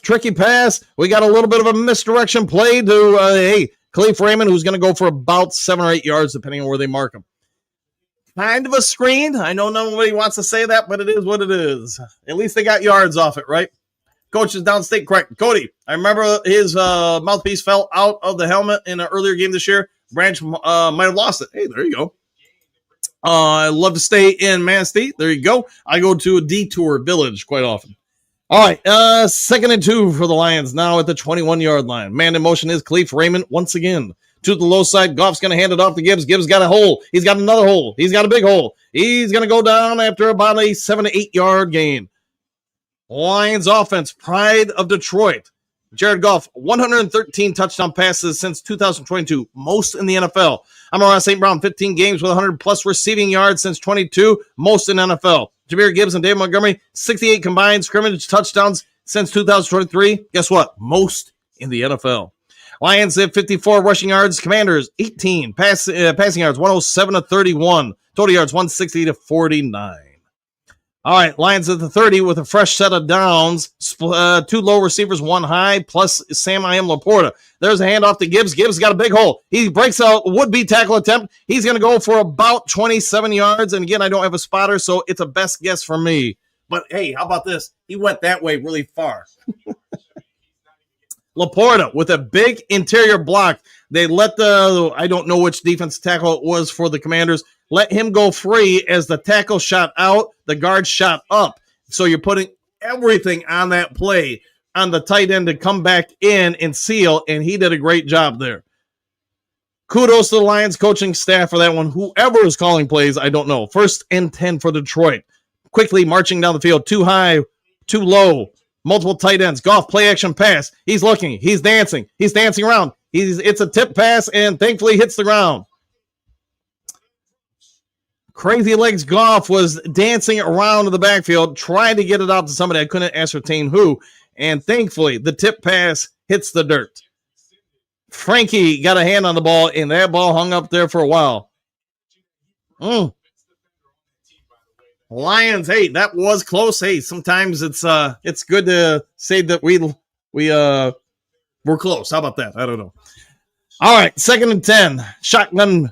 We got 2 to the low, 1 to the high. Gibbs, is that Gibbs down low? I think it is. So again, both running backs out there, 5 on the play clock. Blitz being shown by the Commanders. They drop out of it. They're going to get it out to Gibbs, who is a wide receiver on this one, and he's trying to power his way forward. It is going to be about a yard short of the line of gain. So last week and this week, we are starting to see something we heard about last year. Heard about a ton of the preseason that Gibbs would play some wide receiver. And you know what? That means more than likely you're going to have to shade a lot of coverage that way, which takes it away from the running game. All right. What's the Lions do here? 3rd and 2. Shotgun formation. Gibbs in the backfield. 3 to the high side, 1 to the low side. Again, Commanders showing a 5th man blitz. They don't do it. They're going to hand it off to Gibbs. Gibbs is going to go up the middle, and he's going to get a Lions first down. Going to be about a 3.5 yard pickup on the play. More than enough to move the sticks for the Lions. And that Lions ground game, after being almost non-existent last week, is showing up exponentially. And this is a Commanders front 7 that is not bad. We talked about it throughout the week. That front 4, they're pretty legit, in my opinion. Doesn't have to be your opinion. Another shotgun formation, tight formation, 2 high, 1 low. The low is your running back, and that is Gibbs. He got 2 tight ends to the low side. St. Brown in motion. Goff takes the snap. He's looking. He dials it out to Khalif Raymond, who fights forward for Detroit Lions first down and maybe a little bit more. About a 13-yard gain. Lions using multiple tight ends on the lower side of the screen on that one. They did both release. Watching Penei Sewell, and he looks like he's moving fine, especially on the replay. It's easier for me to isolate there instead of trying to watch everything at once. Anyways, getting back to the game, just under 11 minutes to go until halftime. Same formation. This time you got both tight ends to the high side of the screen. They're going to hand it off quickly to Gibbs. Gibbs is going to cut back. Not much room. Good tackling by the Commanders, and maybe a yard gain for Gibbs on that one. That time, best I could tell, and I don't have a replay in front of me, that time the Lions did have, in case you're wondering, zone blocking.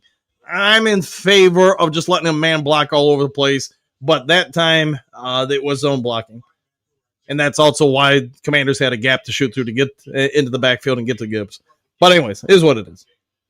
All right, 2nd and 9. 10 minutes, 14 seconds to go in this half. Bobby Wagner looks like he's out of breath. He's huffing and puffing pretty hard there. All right, let's see what the Lions do here. So you got multiple receivers down low, the bottom of your screen. Looks like 3 receivers low. Well, if you count Laporta. And you got Tesla isolated up high in a one-on-one. That's going to be a free play, I'm going to guess.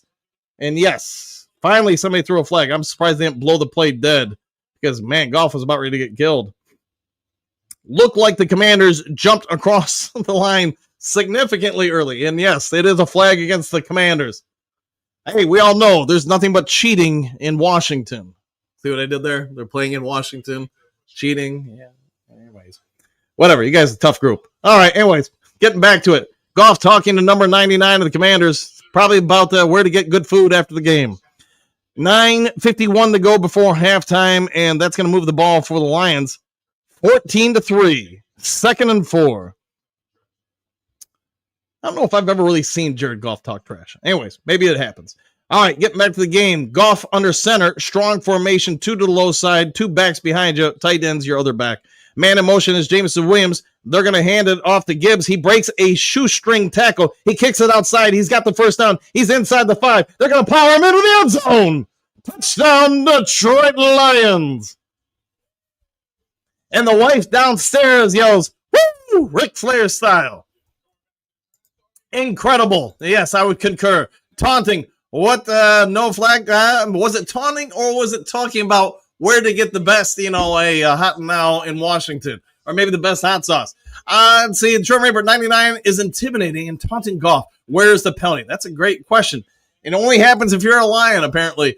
Let's see, Rock, why keep Morton if Coach Dan is calling the plays? I can answer that for you. Dan Campbell just doesn't want to embarrass John Morton. And sort of like with Anthony Lynn lost his duties as the OC, but he was still employed by the team. He just simply went up to the booth and had other duties. And unfortunately for the Commanders, there is a gentleman down in the end zone getting medical attention. Hopefully he's okay. Yeah, no politics. I don't do politics. I was just making a joke about, Washington, etc. So hopefully nobody gets too upset about that. All right, Cynthia, I'd be betting MCDC is calling plays. The only thing I can say, guys, and not to step on anybody's toes, but if Dan Campbell every other game last year, this year, the year before that, didn't have a play sheet in front of him, and he wasn't wearing his reading glasses, he probably wasn't reading plays. Today, he's got a play sheet in front of him. He's got goggles on or spectacles on. So he's probably reading something on intentionally. JK, they confirmed he is calling plays now. Okay, they did confirm that. All right. If they said that on air, sorry, guys, I can't really hear it since I'm commentating. I can't hear the commentators from Fox. Bobby Wagner's like 40. He is getting up there, isn't he? It looks like MCDC is calling plays. Yeah, I think you're on the same page there. No idea what you're talking trash. Yeah, I would agree. And I'm glad to see the Commanders players being helped off the field. King SJ, great score for the Lions. I concur. Keep it going. See if we can get another stop, get another score before halftime. Moonscar, well, they are in D.C., so it should call plays in D.C. I'm down with that. Yeah, Dan Campbell, D.C. I see what you did there. William, okay. Cody, Dan with glasses is dangerous. Might be true. Cynthia, push them in for the TD, and that's what they did. Eddie's Fish, TD, Lions, 20-3. Yes, indeed. William, DC is calling plays right since he has his glasses on. That would be my assumption. Some of you guys said it was confirmed. Again, if they said it on Fox, I can't hear it because I'm, obviously calling plays to you guys. Trash Talk Now 99. Was it trash talk or was it assistance? Who knows? No, tush push. There you go. Let's see. Soul Gloria. If he's calling plays and Morton is gone, probably after the year, I would agree, unless John Morton decides to leave or whatever. But we'll wait and see. Right now, let's focus on the game. John Morton will handle itself, or that situation will handle itself in time. Hey, Riley says Moonscar Blade. Let's see. JK Tesla will be saved and utilized soon. Could be. He's out there today. He has been out there in a few different plays. Third touchdown. Wow, says Hassani Madley. Riley, huge for the offense thus far, indeed. Let's see, Riley. Great to see you, Moonscar Blade. JK Tesla. Yeah, there you go. JK Morton is in the booth just listening to music. Maybe he might be listening to the game, might be listening to Lions Talk Live. Huh? How about that? Cody, I'm a little scared. Kick it out of the back of the end zone. Right now, that does seem like the biggest weakness with the Lions is the special teams coverage, and it can change a game in a hurry. There's no doubt about it.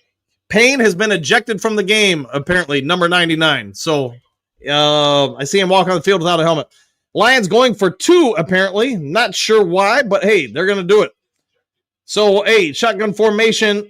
Khalif Raymond in motion. Goff with a snap. Going to hand off Dave Montgomery, who's going to walk it in. Not sure why they went for 2, but they did. And now the score is 22-3 with 9:41 to go. If you guys can help me out here, and now there's another flag being thrown. I'm not sure what's happening, but hey, if you guys can help me out, why was Payne thrown out?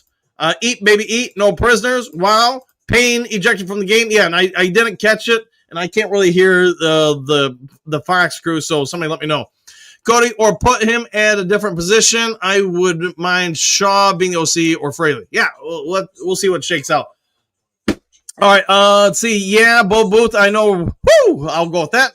Derek ran that mouth all the way off the field, and maybe that's what it was. There was another flag thrown right before it went to commercial. I couldn't tell if there were Lions in the vicinity, but we'll find out. Any more unsportsmanlike? Question mark. Lionel Kinlaw with unsportsmanlike. Thank you for that. Let's see. Coach Rock, did our kicker get hurt on the tackle? That's a fair point. I didn't even think about that. Maybe he is a little banged up, and that's why they had to go for 2. Good call on that one, Coach. I'm a Great Lakes State guy, Michigan. I lived in D.C. for 15 years and watched the Lions lose to the Redskins one too many times for my liking. I understand that. Cody, while just want to take their spirits. It could be, like I said, maybe Jake Bates is banged up. Eddie Smith, 22-3 Lions. Yes, would not have guessed that. Bo, that's 94 getting thrown out, not 99. Thank you for the correction there, Bo. Coach Rock, hope Bates is okay. Me too. Rock, maybe. Cynthia, true that, Mr. Stubble, exclamation point. Robert, man, was St. Brown upset? He was angry. Yeah, and I don't know why. We'll have to find out what's going on there. Obviously, some tempers are starting to flare in this game.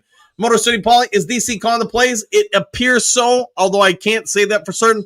If I had to guess, I'd say there's 99% chance of it because, again, look at the nonverbal stuff. He's wearing his spectacles or his glasses, and he's got a play sheet in front of him. Think of any time this year, prior to today, last year at all, the year before that, or before that, where he had a play sheet in front of him.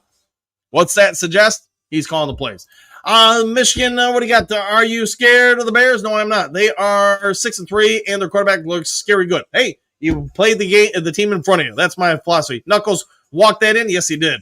Derek, there was yapping between St. Brown and Payne, I believe. All right. Bates is a true Lion. That is true, Henry. Pierce, how Dan taking over the play? Has Dan? Yes, he has. My opinion, he has. All right. Let's get back to the game. No pain, no gain. That might be accurate. A number on. All right. I think Shep has Caleb Williams' number. Maybe true. We'll find out in time. In regards to Bates, it looks like he's going out there to do the kickoff. So that's an encouraging sign. Why they went for 2, I don't know, but it worked. All right, Bates. Lions are going to kick off from, almost midfield. I'd almost go for the onside kick. That kick is up there. It's out there, and it's out of bounds, I believe. So, despite the penalty, it didn't go well for the Lions. And, yes, Commanders are going to get the ball, I believe, at the 40-yard line. 25-yard line? All right, I guess I don't know. Either way, maybe because of the penalty, but let's watch the replay here. Fox has got 94 circled. He walks up, and he punches Amon-Ra St. Brown in the head. So that is why he got ejected. Kinlaw hits the official, pushes him. Yeah, okay, now we see it.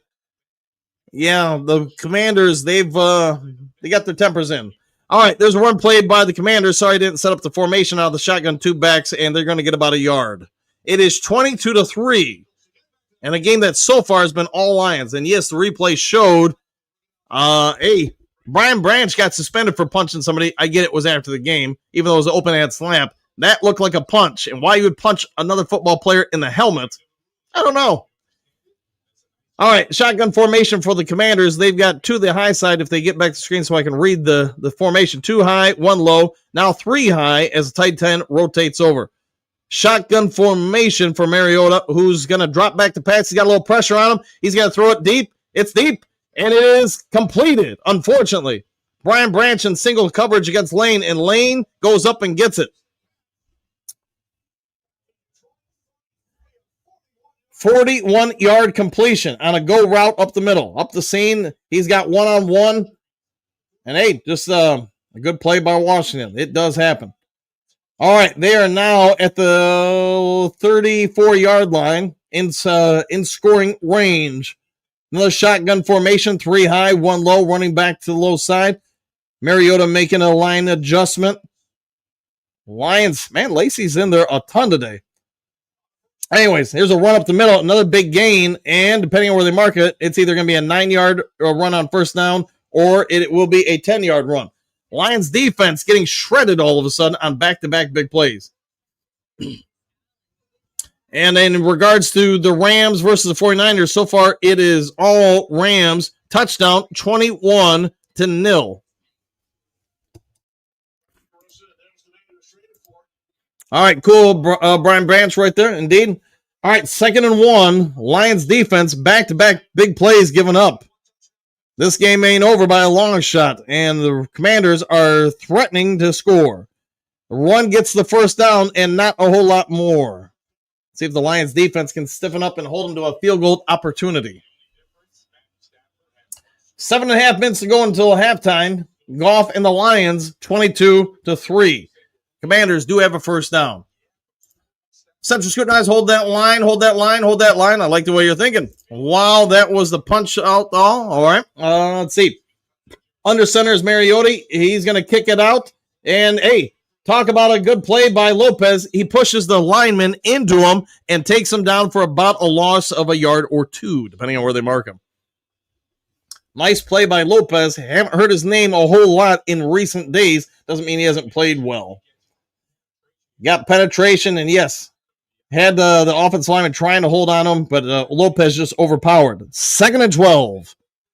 6:44 and ticking until halftime. The dogs are outside barking, cheering on the Lions. Mariota in a shotgun formation, looking over the D. He's got 2 high, 2 low, plus running backs. Extra blockers. He's going to take off up the middle. He's going to jump, try to leapfrog a couple guys. He's going to be taken down about 4 yards shy of the first down.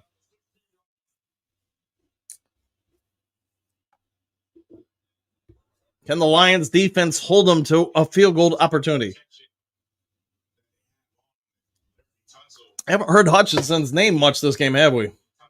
Not as of yet. Jack Campbell, amongst others, get to Mariota, and thankfully, keep him from getting a first down. It is 3rd and 3. All right, Mariota shotgun. He's got 3 high, tight and low, running back to his low side. There's the snap, and Mariota on the RPO. He's going to be brought down about a yard short of the first down. I'm assuming the Commanders are going to go for it on basically 4th and 1. RPO, they tried to run it. Mariota was pro at it in college. He was very good at it in college, I should say. And yes, they're going to go for it on 4th and 1. Why not? You're down 19 with 5 minutes to go before halftime. Mariota, let's see, they're going to give him a shotgun formation, it would appear. Lions fans cheering him on. 2 high, 2 low, 1 running back to the high side. It drops back to pass. He's under a little bit of pressure, fires it over the middle, and it is caught for a first down. Ertz was able to hold on, took a big shot, and Avonte Maddox delivered it, but he was able to hold on to get the first down. About the 5-yard line. Laughing, my son Umbrella, I sent to BC, and he really listens to us armchair coaches. Maybe the Duke crew. All right, I'm down with that. So let's see what shakes out here. It is 1st and goal from about the 5-yard line. We'll make it the 6-yard line. Shotgun formation, man in motion, cuts across. It's going to be handed off, jet sweep, and he's going to be brought down at about the 1-yard line. Deebo Samuel got it, but he was not able to find his way into the end zone.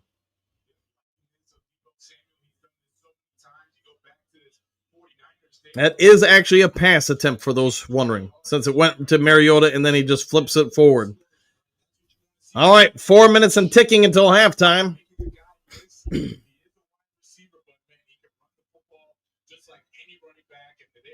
2 high, 1 low. Running back to Mariota's low side. 2nd and goal from the 1-yard line. And they're going to hand it off, and he is going to walk it in. And it is a touchdown for Washington, as you can see on your screen. Will they go for 1 or will they go for 2? Lions going to have ample time remaining to go down before halftime. 3:39 to go in the half, and it is 22-9. Lions in the lead. Looks like 46 gave him the first down on purpose. Maybe too easy. It was kind of easy. All right, Drum Reaper. Yes, I got that one.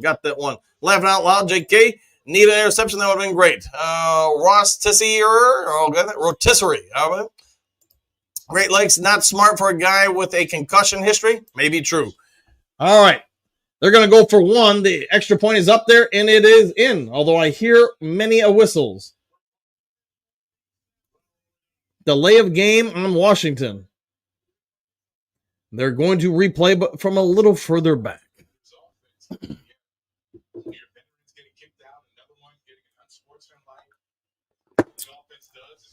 All right. We're good. Offense is lit. Let's hope so. Cody. Oh, well, just score before half and we get the ball? Yes, indeed. Let's do that. I like the way you're thinking. Remember, oh, shoot, I didn't mean to do that. It happens, man.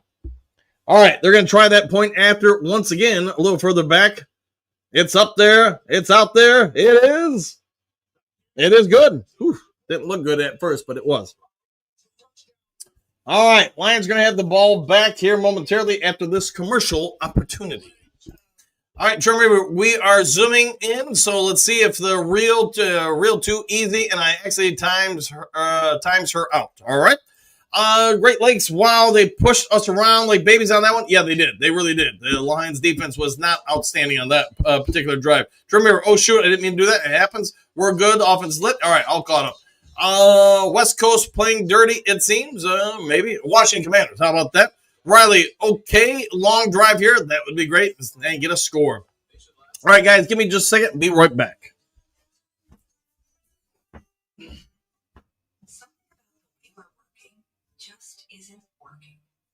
When you're caught up in complex pay requirements or distracted by scheduling staff in multiple time zones, or thinking about the complexity of working in Monterey while based in Montreal, you're not doing the work you're meant to do.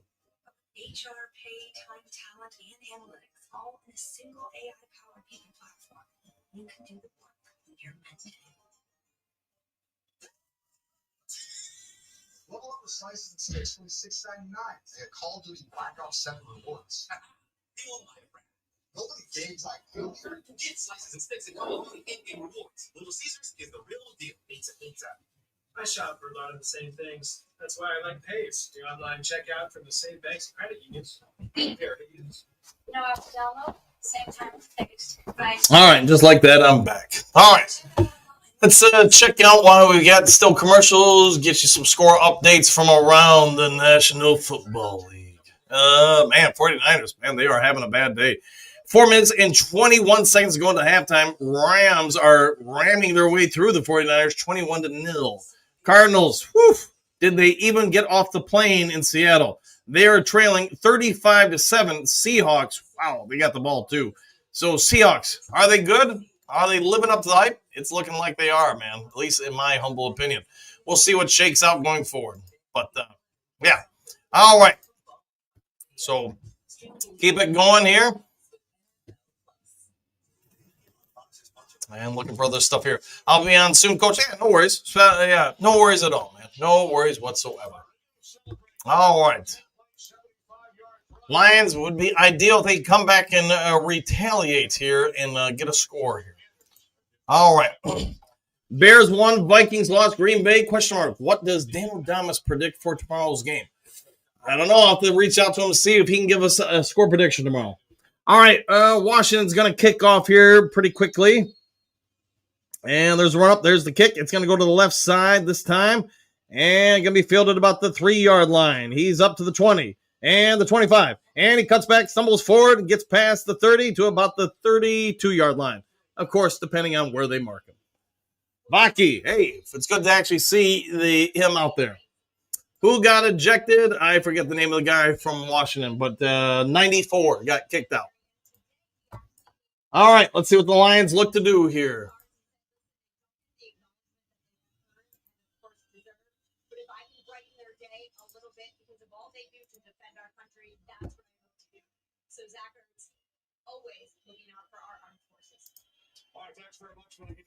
All right, back to the game.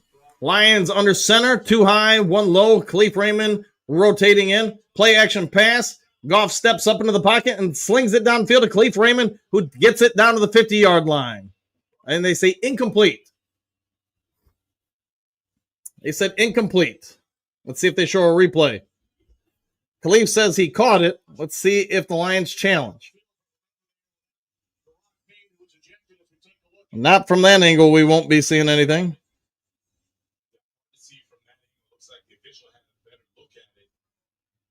The Lions apparently not going to challenge. Nope, there it is. Gambling man Dan must have got word from above that it was time to challenge. He threw the red flag out. And hey, he took off the glasses.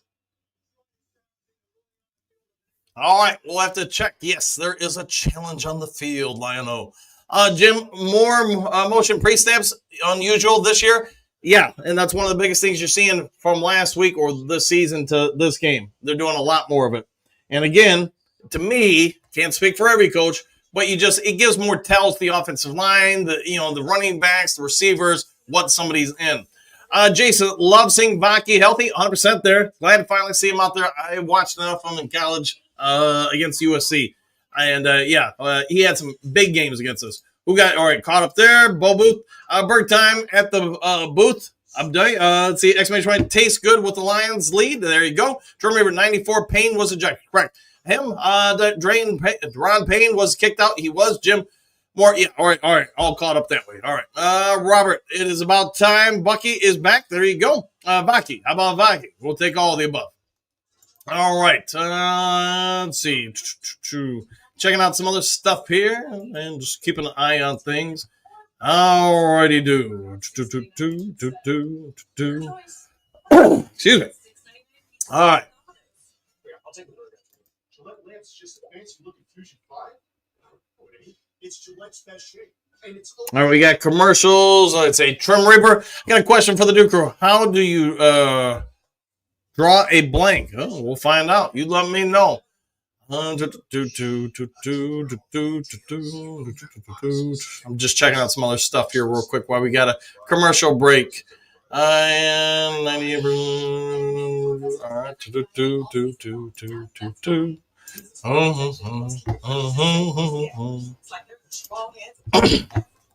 All right. Scam your last scammer. And commercials with scams and NFL players. Hey, how about that?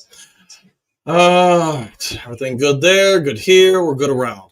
All right, Trim Reaper is drumming. All right, drumming away. Coach Rock, maybe that's Morton's job to have the red flag thrown. Could be. Maybe he is the guy watching the replays.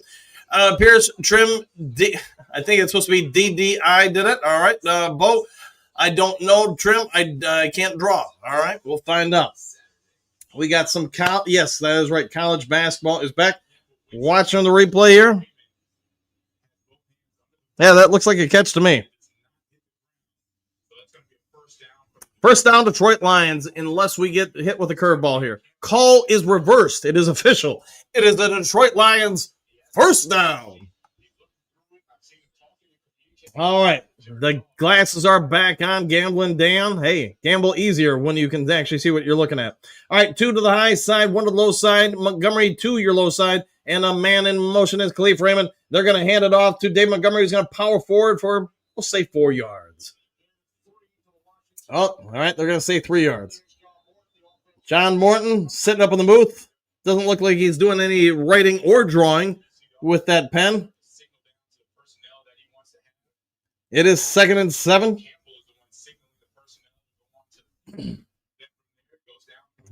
And we've got, it looks like another Lion down, unfortunately. Looks like it must be Glasgow. Colin is warming up here. So Graham Glasgow appears to be down.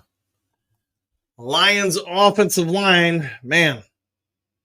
They are just they're getting worked over a little bit here. All right, Glasgow, correct. Central scrutinizer, Victor. Yep, Glasgow down. Cynthia, man, exclamation point. MCDC calling. Yes, he is. Trim Reaper, I like the way you're thinking, Lionel. Let's see, Jay. Hello, Coach Dan. Jay, how you doing? Let's see, Great Lakes State guy. I saw Henry Hooker was cut. I wonder if Broderick Martin has played a snap at all. Yeah, that I don't know. I haven't heard anything about Broderick Martin since he was picked up by, I think it was Kansas City. A lottery ticket with no numbers on it. How about that? Trim Reaper's laughing. Chad Deed challenge succeeded. Yes, it did. Yes, it did indeed. Ray, oh my goodness, I'll go with that. Not Glasgow. Wonderful. Morton isn't doing anything there. He's staring out on the field, so I guess that's something. Roll with that. Bo, not looking good for Graham Glasgow, guys. All right, we'll find out status on him, I'm sure, momentarily. So Morton is looking like a make-a-wish kid up there in the booth, question mark. That could be accurate. Michael, BM to the Steelers. Broderick Martin to the Steelers. Okay, thank you for that. For some reason, I was thinking Kansas City. Jennifer, was Washington's defense will be testing the center? Yeah, so it would. I would. Every coach would. If you bring in a sub, you're going to test them out.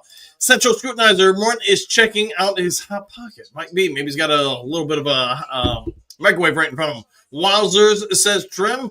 Him making fun of Make-A-Wish kids probably isn't a good idea. Just saying. I can agree with that. I agree with that. Rock, hope Cohen can call the line plays. We'll hope so. Hope so indeed. All right, guys. We should be back from commercial here momentarily. Hopefully, we get a positive update. Let's see. Looking for some updates here. Looking around. Looking for updates. All right. All right. Forever. I have to stop them forever? Forever. But there's and they're all right. Let's see if we see it here. Graham Glasgow replay. As soon as Tate Ratledge pancakes his He gets kicked in the back by Ratledge's foot. So my guess is he'll be okay. He's standing up on the sideline. That's a good sign. Very good sign. We'll wait and see, though. But I'm anticipating he'll be okay. All right. Lions run the ball with Dave Montgomery. Sorry if I was distracted there, but it happens. All right. We'll get back to it here momentarily, see what's going on. Third down for Detroit. And again, this game is not over by any stretch of the imagination. Cole Lynn's in, 317 pounds, sixth season, 3rd and 3 with 2:22 to go until halftime. Goff making a check, making an adjustment. He's got shotgun, 2 high, 1 low. Lions going to run it again with Montgomery, probably setting up a 3rd or 4th down try. They're going to finally blow the whistle. How short is he? I can't see the sticks on the sideline. My guess is about a yard short. It is the 2-minute warning. And my guess is they will go for it on 4th down. We'll see what they do, though. All right. Sorry, I'm checking on some stuff here. Work-related stuff, basically. So, all right.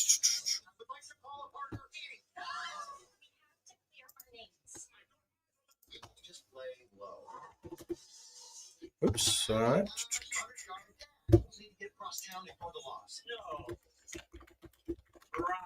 Sorry, guys. Just doing some stuff real quick. All right, back at it. Back with you guys. Looks okay. Yeah, I would say so. No more injuries. That'd be great. Bates for a long field goal. I think, just a guess. I'm guessing they're going to go for it.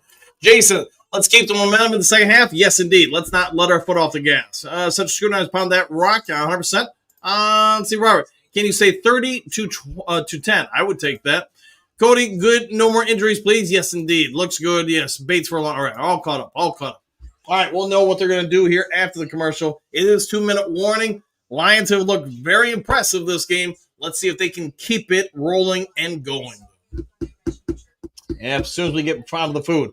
Halftime, in case you haven't watched the broadcast before, I'll take a little bit of a break for halftime. Come back second half. You guys can go get some snacks, talk in the chat, whatever it may be. Go enjoy your halftime. You get about 15 minutes, so enjoy it and do something with it. All right.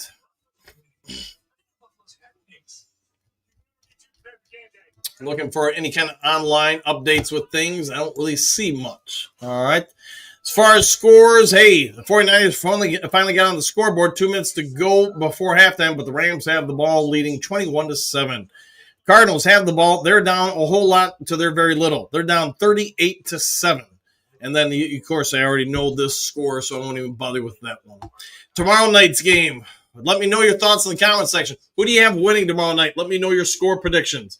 I'm not sure YouTube is going to like that Mickey D's logo on Dan's shirt. It happens, man. I mean, I used to run a program called the Kalamazoo Heat, a basketball developmental program, and they used to be the sponsor for us back in the day.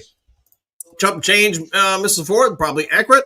Day, or maybe they'll love that logo. Could be. They could be loving it. All right, let's get back to the game. Let's see what they do here on 4th down. 4th and 1, 2 to the high side. Goff under center. Commander showing everybody up. He got one low and David Montgomery in the backfield. Khalif Raymond in motion. Play action pass. They're going to drop it off, and it's going to be a Detroit Lions first down to Sam Laporta, who's pushed out of bounds after about a 12-yard gain. Gambling man Dan Campbell rolls the dice, and it comes up nice. Nice play action pass. Goff with the man in his face. Gets pushed down. Hey, he's fine. He's good to go. Laporta releases, and nice catch, nice throw, especially since Goff, he is not always the most accurate guy when he's flushed out of the pocket, but he gets enough accuracy there to get it out and get it completed for the first down. Total yards, 266 for Detroit, 124 for Washington. Raymond getting a lot of action this game. And hey, they're looking to swing it back instead on a screen to Dave Montgomery. It's sniffed out by Washington, and Goff does the right thing, just throws it at the feet of everybody. Good call, Coach. I concur. Says Scrutinizer Steve, can you tell me what you watch it on, Dan, somehow? I guess, what do you mean? I'm watching on my TV, so let me know. Or maybe they'll love that logo. Maybe they will. Maybe they will indeed. If you're talking about the game, I'm watching on just a digital antenna. All right, so a minute and 50 to go until halftime. Lions, if they could score here and get the ball at half, that'd be huge. 2 backs in the shotgun formation. Gibbs motions out. He's in the flat. Goff looks that way, drops it off on a pseudo screen to Dave Montgomery, and it's going to be about a 2-yard loss on that play. Nobody is apparently ever fooled by a Detroit Lions screen, because every time we run a screen, it's not so good. Let's see. He literally watched Laporta's head dirty. Might be. Swatted Laporta's head. I'll go with that. Someone sweep the leg with that Lulu guy. Might be. Mark, I am liking the play calling this week. Thanks, Dan the man. Hey, it's not me. It's maybe Dan Campbell, though, you could be thinking. Maybe that's who you are referring to by Dan. All right, subscribe, no turnovers. Let's keep it that way. Cynthia, I am watching on YouTube, Tube TV, Steve. There you go. Good call, Coach. Hey, sometimes I get that right. Yeah, all right, all caught up that way. All caught up. Don't get why we're passing the ball, run the clock. Everybody, I don't know. Bo, Eagles 31-24. I like that score. Hey, Eagles win. I like to score a whole lot. All right, getting back to the game. 3rd and 10. 1 minute, 43 seconds ago. Washington used the timeout. They have 1 remaining. 3rd and 10. Gibbs is on the sideline. Let's see what they do with Goff here. He's going to take the shotgun snap. He's looking, dials it, and Laporta is going to be about a yard short of the line of gain. Decision time for Dan Campbell and company. Do you take the 3? Yeah, that looks like they're going to go for it. Not a big surprise to Lions fans anywhere, and maybe, I know Coach Rock in the comment section pointed this out, since we went for 2 versus the extra point after the 1 touchdown, Jake Bates maybe is potentially hurting. 4th and 1. What are you going to do? Shotgun formation looks to me. 3 high, 1 low, running back to your low side. Goff checks. 5 on the play clock. 4 on the play clock. 3, 2, 1. Gets it off just in time. Goff looking. He swings it out to a wide open Khalif Raymond, who's got a Detroit Lions first down. He's going to be brought down about the 8-yard line. Nice overload formation of the zone. You see Khalif Raymond run into the cleared out space by the trips formation. And yes, nice job there. Khalif Raymond, he hasn't been overly used this year. Today, he's getting a big run. 27 seconds to go into halftime. Lions haven't stopped the clock, and I'm surprised by that. But, hey, the handoff is going to get about 2.5 yards. Perhaps now the Lions will use a timeout with 21 seconds to go until halftime. Red Zone TD pack, weeks 1 through 5, 76% since 43. That's not so hot. Today, though, they are 3 for 3. Let's see if we can make it 4 for 4. Timeouts remaining, 1 for Washington, 2 for the good guys. That would be us, by the way. Leaf having a game. They are using them here. You got me, Coach Dan? I hear you. Yep. Yeah, dude, this drive, perfect. Once Washington scored, that was my thought, was have an extended drive here, burn some time. Nothing, don't let Washington score again, but obviously if we can punctuate this with a touchdown here and get the ball to start the second half, it'd be perfect. All right, here we go. 2nd and goal, 22 seconds to go. Goff under center, one high, one low, and it's going to be a rollout pass. Wide open, St. Brown underneath. Defender gets there, stiffs arms, and he gets out of bounds after about a 2-yard gain. So it's going to be 3rd and goal from about the 4.5-yard line, I believe. And my guess is the Lions have 2 more downs to get in. Give credit to the defensive end of the Commanders. If he doesn't hold up St. Brown slightly, that might have been a walk-in touchdown.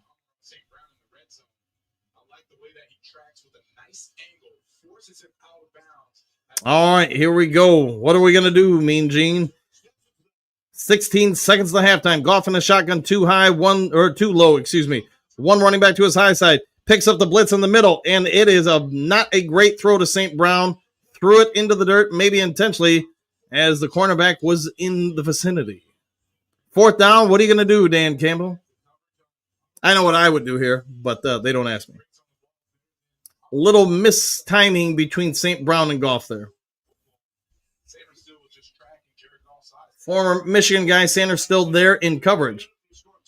Looks like the Lions are going to kick the field goal.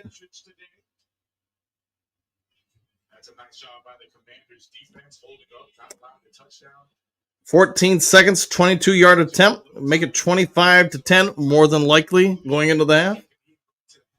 Bates takes the snap. It's up there. It's out there. Straight down the middle there. It is good. And again, we have physical play between both parties here as the teams are getting upset. Martin pointing at an official and chewing somebody out. Didn't see what happened. Maybe they'll show the replay.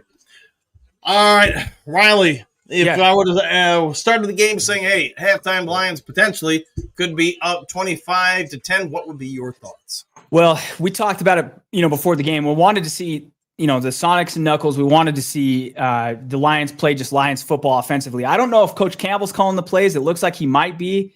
When they've panned to Morton, he hasn't been talking, and obviously Campbell's got his reading glasses on. He's got a play sheet. He seems to be talking a lot more. I don't know how that's shaking out, but this is the offensive identity that we've come to love and know with the Lions. And so I think what we've seen, it's been a good mix. Goff's been efficient, 16-21. And hey, we talked before game about 3rd down conversion. The Lions are 5 for 5. That's a lot more sustainable, right, than last week's 5 for 17 against Minnesota. Offensively, this has been exactly what we wanted. Almost 300 yards in the first half. You'd like that to equate to more than a 15-point lead, but given the way the game's been played so far, I think it's been an A first half if I gave it a letter grade for the offensive side of the ball. So another unsportsmanlike penalty against the Redskins. Martin pointing at Dan Skipper, who's down on the ground, and I don't know what happened, but he is, obviously less than happy about something that transpired. So we'll have to find out more about that.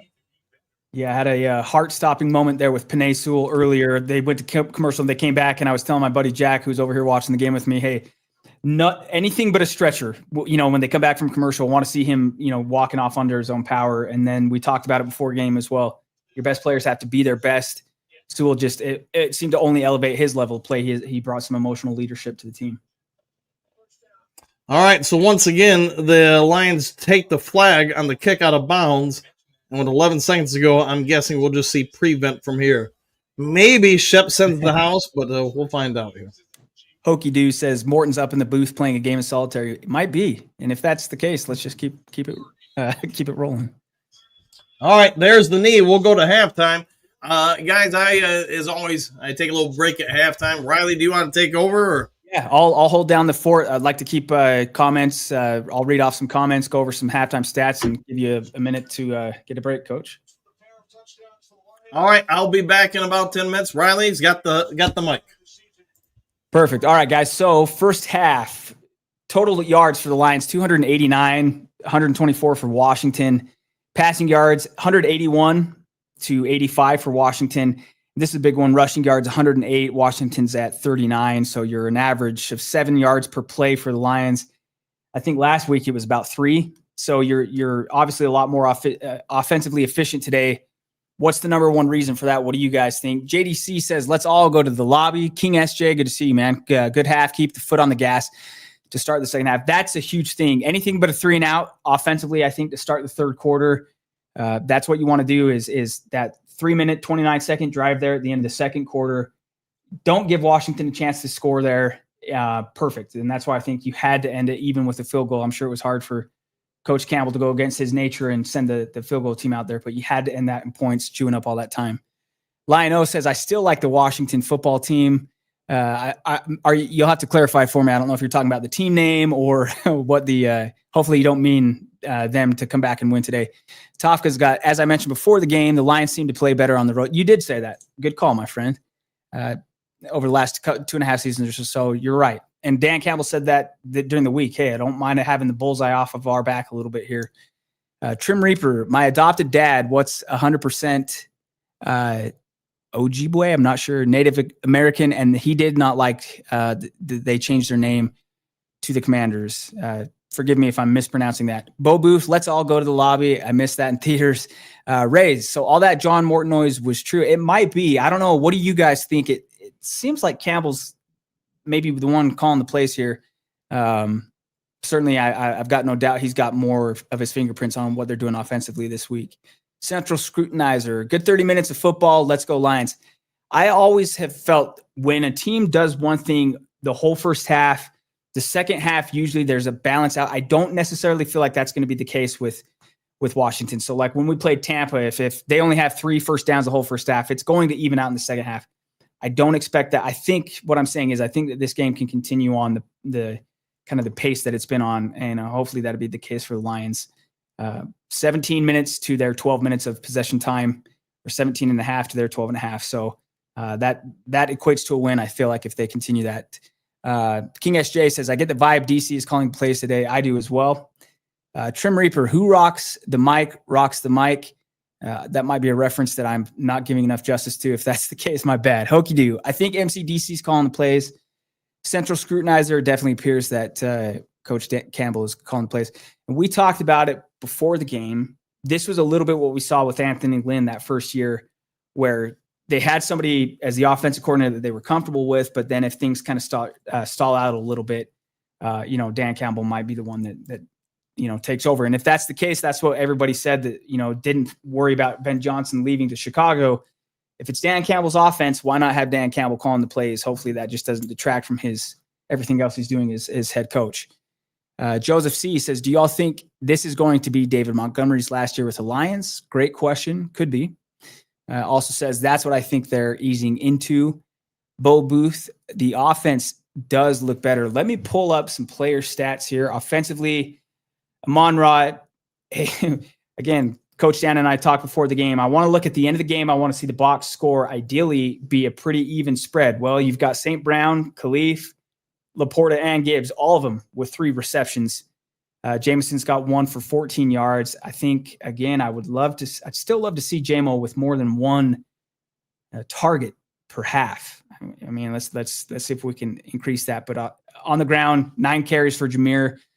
I think I also said before the game, he had 25 yards all last week against Minnesota. I banked on he was going to have at least 1 run that would be for more than 25 yards. He had a 27-yarder. And that's more of what we need from the Lions offense. And then, again, on Washington's side of things, Chris Rodriguez has 6 carries, only 16 yards. He did get the touchdown. And then Mariota's got 98 passing yards, but no touchdowns, no picks. Rocky says, this is not the game of the week, so the Lions should be safe with the calls in the second half. Hokey Doo says, I really hope hope not. Hope Monty's home is in Detroit. King SJ, Seattle smoking Arizona 38-7. Man, Seattle looks good. I'll tell you who else looks really good. The Rams. And shout out to Matthew Stafford through his 400th touchdown pass today. Last I saw, they were up 21-0 in San Francisco. Hassanin Mahdi, is President Trump one of the Lions fans? Not sure. I think Trump's for sure he's at the game, though. Obviously, the guys gave him tribute with one of the touchdown dance celebrations. And Hassanin, I also asked earlier how Ahmed's doing, and you may have replied. I didn't see if so, but we're all excited to see your son out there in uniform for the Lions here very soon. Bo Booth says, Surfer, I think the running the ball in on that 2-point conversion was for the O-line. Joseph C. Responding to Hokey Doo says, I hope he stays too. This is in regards to David Montgomery. I think they might be getting rid of him after this year, but if so, they should have traded him and got something out of him. So maybe not. It'd be tough, man. You ideally you would like to make your run at the Super Bowl and hopefully win the Lombardi Trophy with Montgomery on the team. He's just been such a pivotal part of this MCDC regime. King SJ says, agreed. Seattle and Rams do look good. Yeah, not only is our division tough, thankfully the Ravens held on and beat Minnesota, but Chicago rallies, and I don't know what's going on in Philadelphia and in Green Bay, but hopefully the Eagles do us a solid there before we go beat them next week. Silver Surfer, man, come on, give the ball to JMO. I'm sick to see most athletic player in the league just blocking. Yeah, I'd love to see the ball in his hands more. What it shouldn't be, such a mental gymnastics to get the ball to Jameson Williams, but the offense is playing well. So, hopefully he just finds his touches come naturally, but let's get him more than one, opportunity here in the second half. Central Scrutinizer says, Jack Fox hasn't seen the field. You have to like that. Great point. It was another thing I talked about before the game. The Lions are averaging 4 punts a game so far. If that pace continues, they are punting almost 60. I think it's 68, 70 times over the course of a year. That's a lot more than they punted last year. Jack Fox is a great punter. He's a great weapon, but if you don't have to use him, then that's a good thing. Central Scrutinizer says, Jack Fox. Oh, I read that. Hasn't seen the field. You're right. Tafka, damn, Arizona wasn't winning many games this season, but they were within one score in pretty much every game last year. Seems like they are headed for a separation with Kyler Murray this offseason. Lionel, the president, is at the game, said to be interviewed in the third quarter. So that'll make for some interesting content, I'm sure. Let me go back up and read some more that I might have left off. Central Scrutinizer kicked the field goal with the handshake emoji. So, yeah, I agreed there. I'm assuming you meant on that. It was just you couldn't end that drive being a little bit too greedy. That would have been a perfect example of being too greedy there. Yeah, you burned up the time, but you've got to come away with some points there. It can't just be, burning up the time because the game is still mathematically in reach there. King SJ says, good half. I think I read that one. That's a big thing. So what are you guys looking for as we start the third quarter? Lions offense is up first, if I'm not mistaken. I think Washington started the game offensively. But I just want to see more. I wasn't expecting perfection on third down, but thus far, 5 for 5. That'll win you a game. Obviously, if you're that efficient on third down, you keep the offense on the field. And a couple of weeks ago, St. Brown had talked about, hey, offensively, we want to have more 4 or 5 play drives and less of the 9 or 10 play drives. Well, the Lions have had, I think the first drive today was 10 plays, touchdown. Second drive, 9 plays, touchdown. I'm fine with these longer, more methodical drives because I feel like that's what keeps everybody in rhythm offensively. Yeah, you can throw something deep to JMO, and if it ends in points, great. But I love these drives where you see Gibbs get a touch. You see Montgomery get a touch. You see Laporta get a reception on a critical 3rd and 4. He gets 5, 6, 7 yards. Dragged a few guys with him for yards after the catch. I want to see JMO in there, mix in Khalif, and then St. Brown punctuates the whole thing with a touchdown. That's a great kind of recipe, I feel, for the offense. Let's see. Bo Booth, JMO got a few so far tonight. Maybe more is coming. I hope so. Also, because I told my sister Sky to play him over Zay Flowers in her fantasy league. So she, like, JMO, please do it for me, for the sake of my reputation with my sister. Otherwise, she's not going to trust that I know football. So, Hokey Doo, JMO is just a high paid decoy. Yeah, they gotta get him the ball more often than they do. And if that's the case, as Bo says, he's a heck of a decoy. Tafka's press is going to be interviewed. The squawking hens at the View aren't going to like that. And then Rocky, keep the train rolling in the second half. No bend, don't break stuff. Silver Surfer, I think St. Brown got knocked out on that long ball when he thumped on the ground. He's not looking like himself, even on the outside. Right near the goal line, didn't even see the ball coming. And Eddie unsportsmanlike conduct. So I think Coach Dan is back in the room. You're doing a great job, man. Keep going. Oh, perfect. Yeah. Nope. I just saw Coach. I'm like, oh, let me look to him. Hey, and I don't know, Coach, if you've talked about it much or how maybe you're. I know you're a really humble person, but have you gotten into the Hall of Fame discussions or details there yet? Or I don't know if everybody knows. You don't talk much about yourself, but that was a pretty good honor for you throughout the year. I mean, it was nice to be put in. I won't officially go in until next April, like 10th or something like that. That's awesome.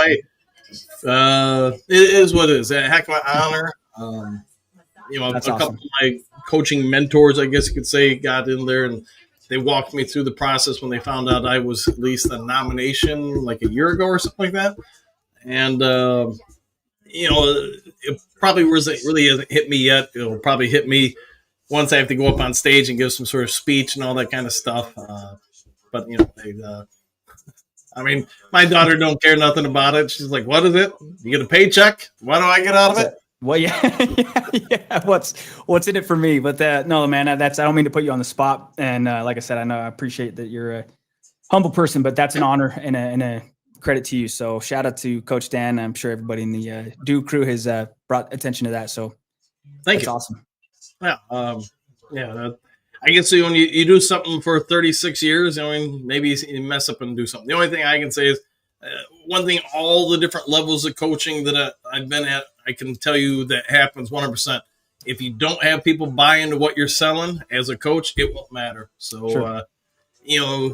The other thing I would say is you can do it more in the pros or high-level college where if you just have a system and, hey, I'm going to go out and, draft the right players that fit that system or recruit the right players to fit that system, then you can just get away with stuff. When you go down one level, you sure better be able to fit your systems to what you have. Don't force, players who can't do something to do a system that you want to run versus, whatever. So sure. Yeah. You got to be adaptable. And that makes a lot of sense. And I think if, along those same lines, I'll tell you, at least offensively from what we've seen in the first half, this is exactly what we talked about pregame.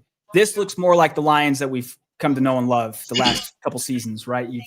Coach, I told you, I want to look at the box score at the end of the game and see, a mix of everybody. And we went through it here over the stats. You've got 4 or 5 guys right now with 3 receptions each. So Goff has spread the ball around, and offensively, they've looked really strong here at least through these first couple quarters. All right, so Dan Campbell quote from the Fox reporter, quote, "I just wanted to change. We wanted to mix things up in regards to the offense." I also saw somebody say Terrion Arnold's out. I did not know that, so I guess hopefully he's okay. I didn't even see him get banged up, but that's out for the game. Yeah, I didn't see that, but try to get more information on that if we can. Awesome. All right, Coach, I will be back here just right towards the end of the game. I don't know if you're planning on doing a post game, but I'll be happy to join you if so. Oh, rock on, man. Okay. We'll see you then. See you, Riley. All right, there's the second half kickoff. Detroit 25-10.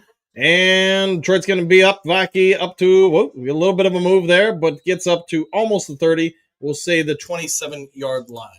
So, if you guys can, if anybody's got a computer around them, I can't really do it so much while on air and doing the play-by-play. But if anybody can find out what's going on with Terrion Arnold. And it looks like the medical staffs are coming out on the field. Somebody is hurt, but I do not know who just yet.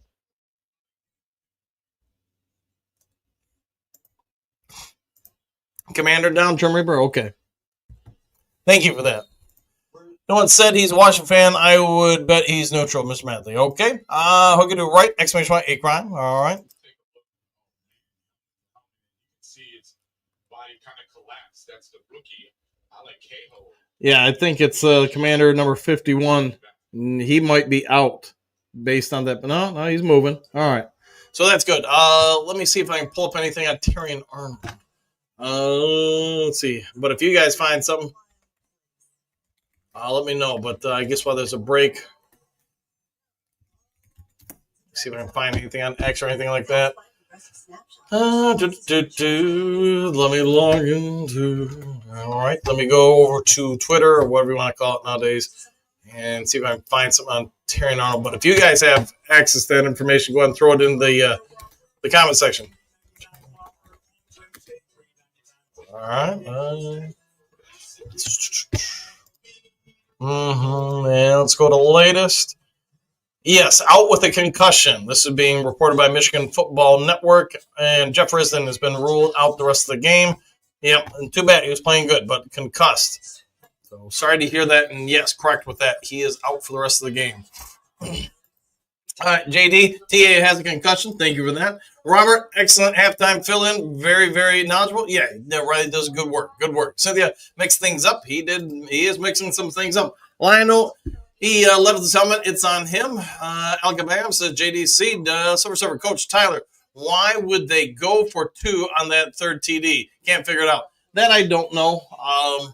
Unless they had some questions about Jake Bates. I know Rocky was in the comment section, threw that out there. Maybe he got rattled after that kickoff coverage tackle. It's the only thing I can think of.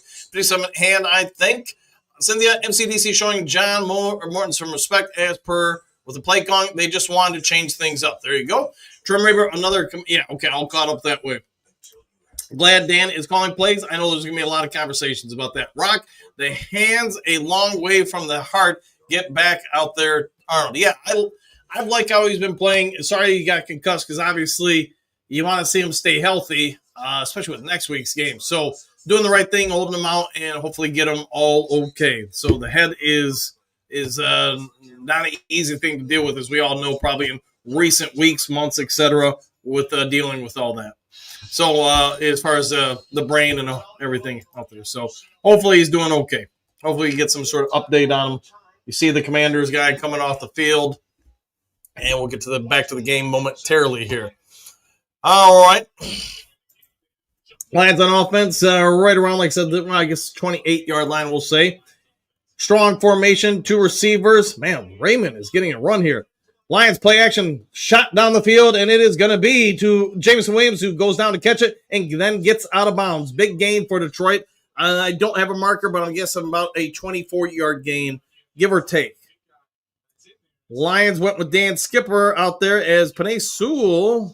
Is he out? I did not see Penei Sewell's number. Maybe I missed it. But J-Mo, J-Pow, J-Wow, a little bit more involved today. Waymo, J-Mo, indeed. Sewell is out there, so maybe Skipper was just out there for an extra blocker on that one. All right, shotgun formation, 2 low, 1 high. Tesla is out there along with Gibbs. St. Brown a little bit in pre-snap motion, looking to Tesla, and Tesla has the grab. Quite the difference in the offense this week. I think that will be a topic of conversation, not just for this game, the post-game show, and probably all week long. By the way, John Morton, if you are looking to buy or sell property in the great state of Michigan, you may want to give me a call or shoot me a text. That is a joke, by the way. I don't wish ill on anybody, and who knows what's going on, but wish him well. All right, strong formation, Raymond in motion, 2 to the high side, and they're going to hand it off to Gibbs. He's got a big hole. He's up the middle, and he's going to go for about a 15, maybe if you gently mark him forward, a 16-yard gain, but somewhere between 14 and 16. Nice hole, nice blocking assignment, and yes, Lions on that one, man-to-man across the board at your offensive line. I, as a coach, anytime I try to watch games, we all want to watch the ball. I watch offensive line. I want to see how you're attacking that defensive line. Conversely, when my defense is out there, I want to see how they're attacking. Are they pulling, stunning, doing one-on-ones, etc.? A-gap, B-gap, whatever. All right, getting back to the football game, enough of the X and O's talk. Gibbs in the backfield. Once again, he's having a much better game today. Strong formation, 2 tight ends, high side, man in motion, and Goff takes the play action as J-Mo over the middle. He's brought down from behind, but not before he gets a first down after about a 12-yard gain.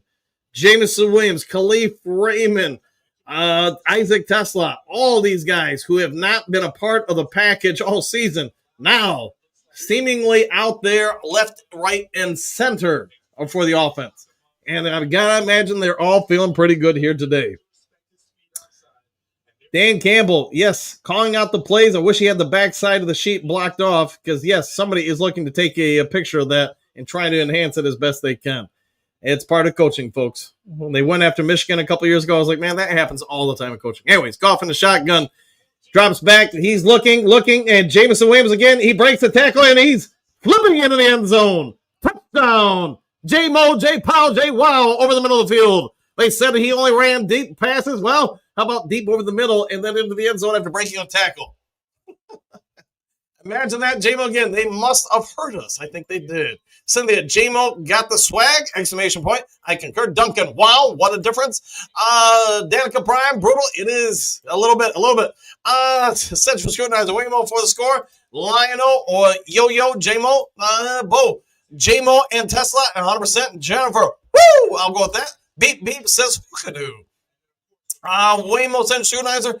Chad D, 22 yards, 11 yards, 14 yards. These are some serious leaps. Amy, I love you.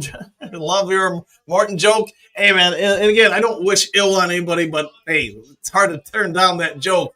But, selfishly speaking, if John Morton does need a realtor, you got a number scrolling at the bottom of the screen. I can help you out. Let's see.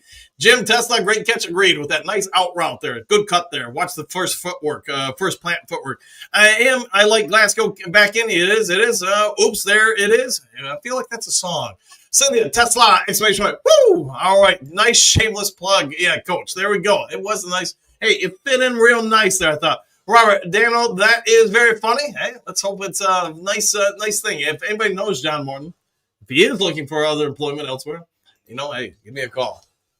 All right, we got some sort of commercial. The Running Man. Yes, I did love that original movie, by the way. Bird time. This is the way the offense should be ran. Exclamation point. You're not wrong there. Jennifer, Tesla, and J-Mo. Let's see. Bird time. This is okay, I got that one. Jennifer, Tesla, and J-Mo. Duncan, center was good after all, indeed. When you watch the replay and you see Ratledge's foot come down, he probably just had a spasm or cramp or et cetera on it. So glad he's okay.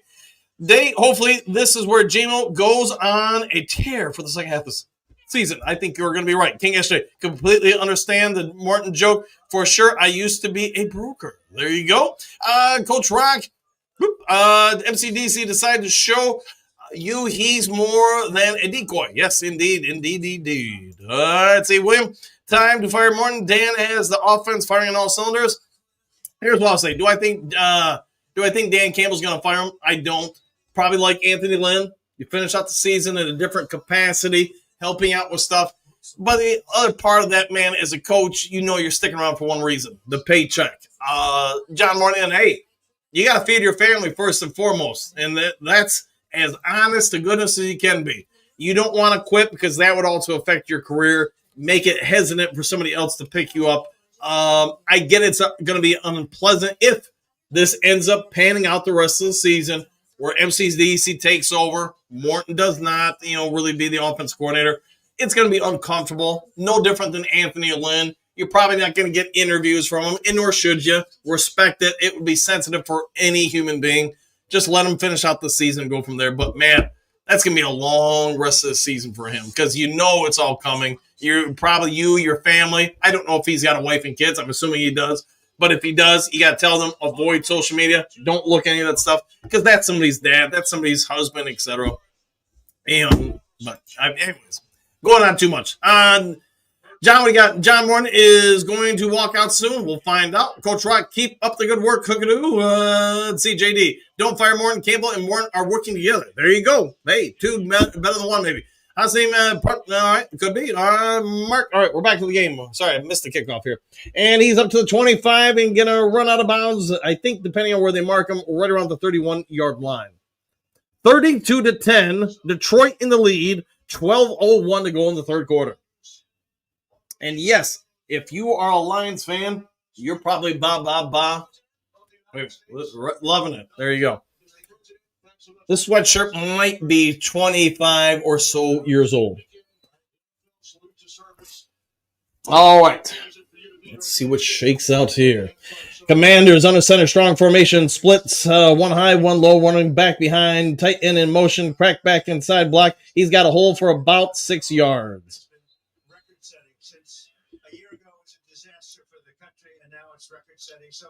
The only thing I'm going to say, I understand the president's on the mic right now, is let's don't do politics in the comment section. I don't do politics. So we'll go with that. All right. See if we get the screen back on the game. All right. Mariota in a pseudo pistol. One load, bottom of your screen, 2 tight ends high. He's going to play action pass. He got a little bit of pressure. Now he's going to take off and run. He's got room to run. He's got a first down and maybe a little bit more. About a 9-yard gain. More than enough for a first down for Marcus Mariota. In the booth, glad I'm not listening. It happens. Let's see. Duncan, 6-yard stop. There you go. Time for sex. That'd be a nice day. Morgan clearly has a great offensive mind, but just might not be great. Yeah, could be that. Maybe he's just not good at, in-game adjustments, picking plays, etc. Figuring out how to put a defense at disadvantage. Another strong formation for Mariota. It's going to be an RPO handoff up the middle. He's got a little room to work in about a 3, maybe 4-yard gain. Commanders trying to power the middle of the field and run the ball here. Can the Lions defense stand up and get a stop? That would be great. Let's see. Absolutely love MCDC. You have to, right? Both 40 burger coming, 50 possible. Question mark. I did have burgers tonight. Hey, who doesn't like burgers? Especially with a little hot sauce. All right, back to the game. Another strong formation. Dual tight ends high. One low. Deebo Samuel low. And there's another RPO handoff up the middle. This time only about 2 yards. Setting up about a 3rd and 4. Derek Barnes, haven't really called his name much. Seen him around the ball a lot, though. So that's good. All right.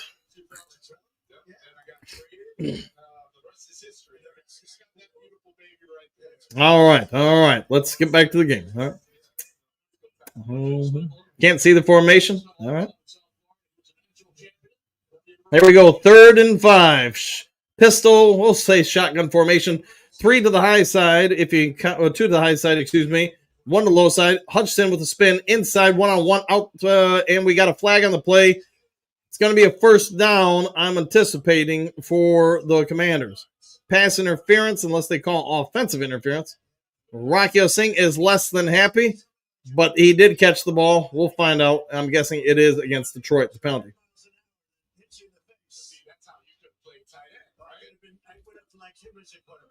Danica Prime, hey Riley, your sis thinks you're cool again. All right, ouch. Phil, no, Mo. Okay, no indeed. All right.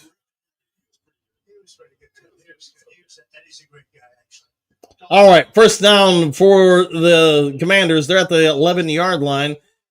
Pistol formation, 2 low, 1 high, 1 running back behind. Lions stuffing the line, and there's the RBO handoff. He's got some room. He's going to get about a 3-yard gain. Lions defense, sort of like the one particular drive before halftime for the Commanders, getting a little massaged. Yeah, he obviously didn't like that call. 5 yards maybe for defensive holding, could be. Raquel penalty, it was indeed.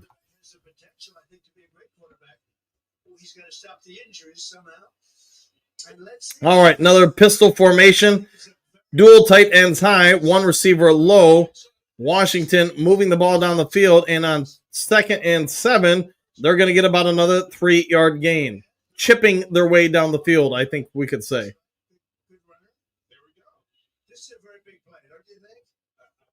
3rd and 4 for the Commanders. Let's see if the Lions defense can rise to the occasion. Duncan, what do you got? Tough on the goal line since I was born, man. All right. We'll go with that. All right, empty backfield, 3 high, 2 low for the Commanders. And Lacey is getting a ton of play this game. There is the jet sweep flip to Deebo Samuel, who's going to be taken out of bounds. About a 1-yard gain. That's going to set up about a 4th and 3, maybe 4th and 2, depending on where they mark the ball. 3 points, Lions. I'll take that. All right, find out. Let's see what we can do here on 4th down. I'm guessing the Commanders are going to go for it.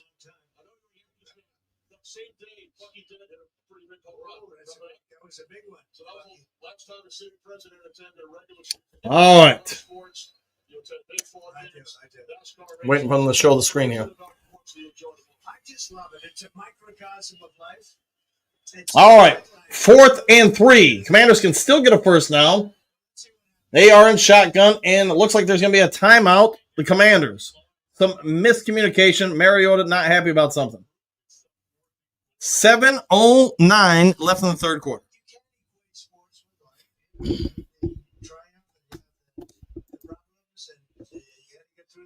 To hit the triumphs, and you can never quit, you can never give up. You never quit, did you? Why you won the Super Bowl? Yep. There we go. 4th down. Hold that line. Let's do it. Decaf. All right, says Trent. Let's see what we do here. Well, we're doing great, and recruitment is doing phenomenally. People have spirit. Our stock market hit an all-time high. Prices are coming down. We inherited a mess. Prices are coming way down. All right. Here we go. 4th and 3. Shotgun formation. One running back to his low side. One receiver to the low side. Two to the high side. Lions showing man. Backing off a little bit. Bringing a delayed blitz and a wide open Samuel Jr. Not sure what the scheme was there, but nobody, and I mean nobody, was guarding Debo. Yeah, I'm trying to figure out I couldn't catch who was guarding Debo, but like he let him go and went after the quarterback, and he was like 15 yards away. Not sure what the process was there, but it was a bad process. Take that play out of the playbook.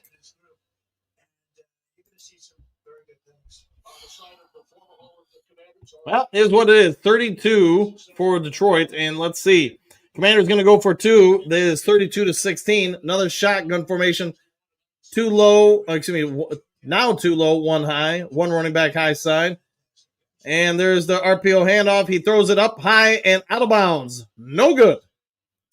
2-point attempt is no good. It will remain 32-16. Detroit.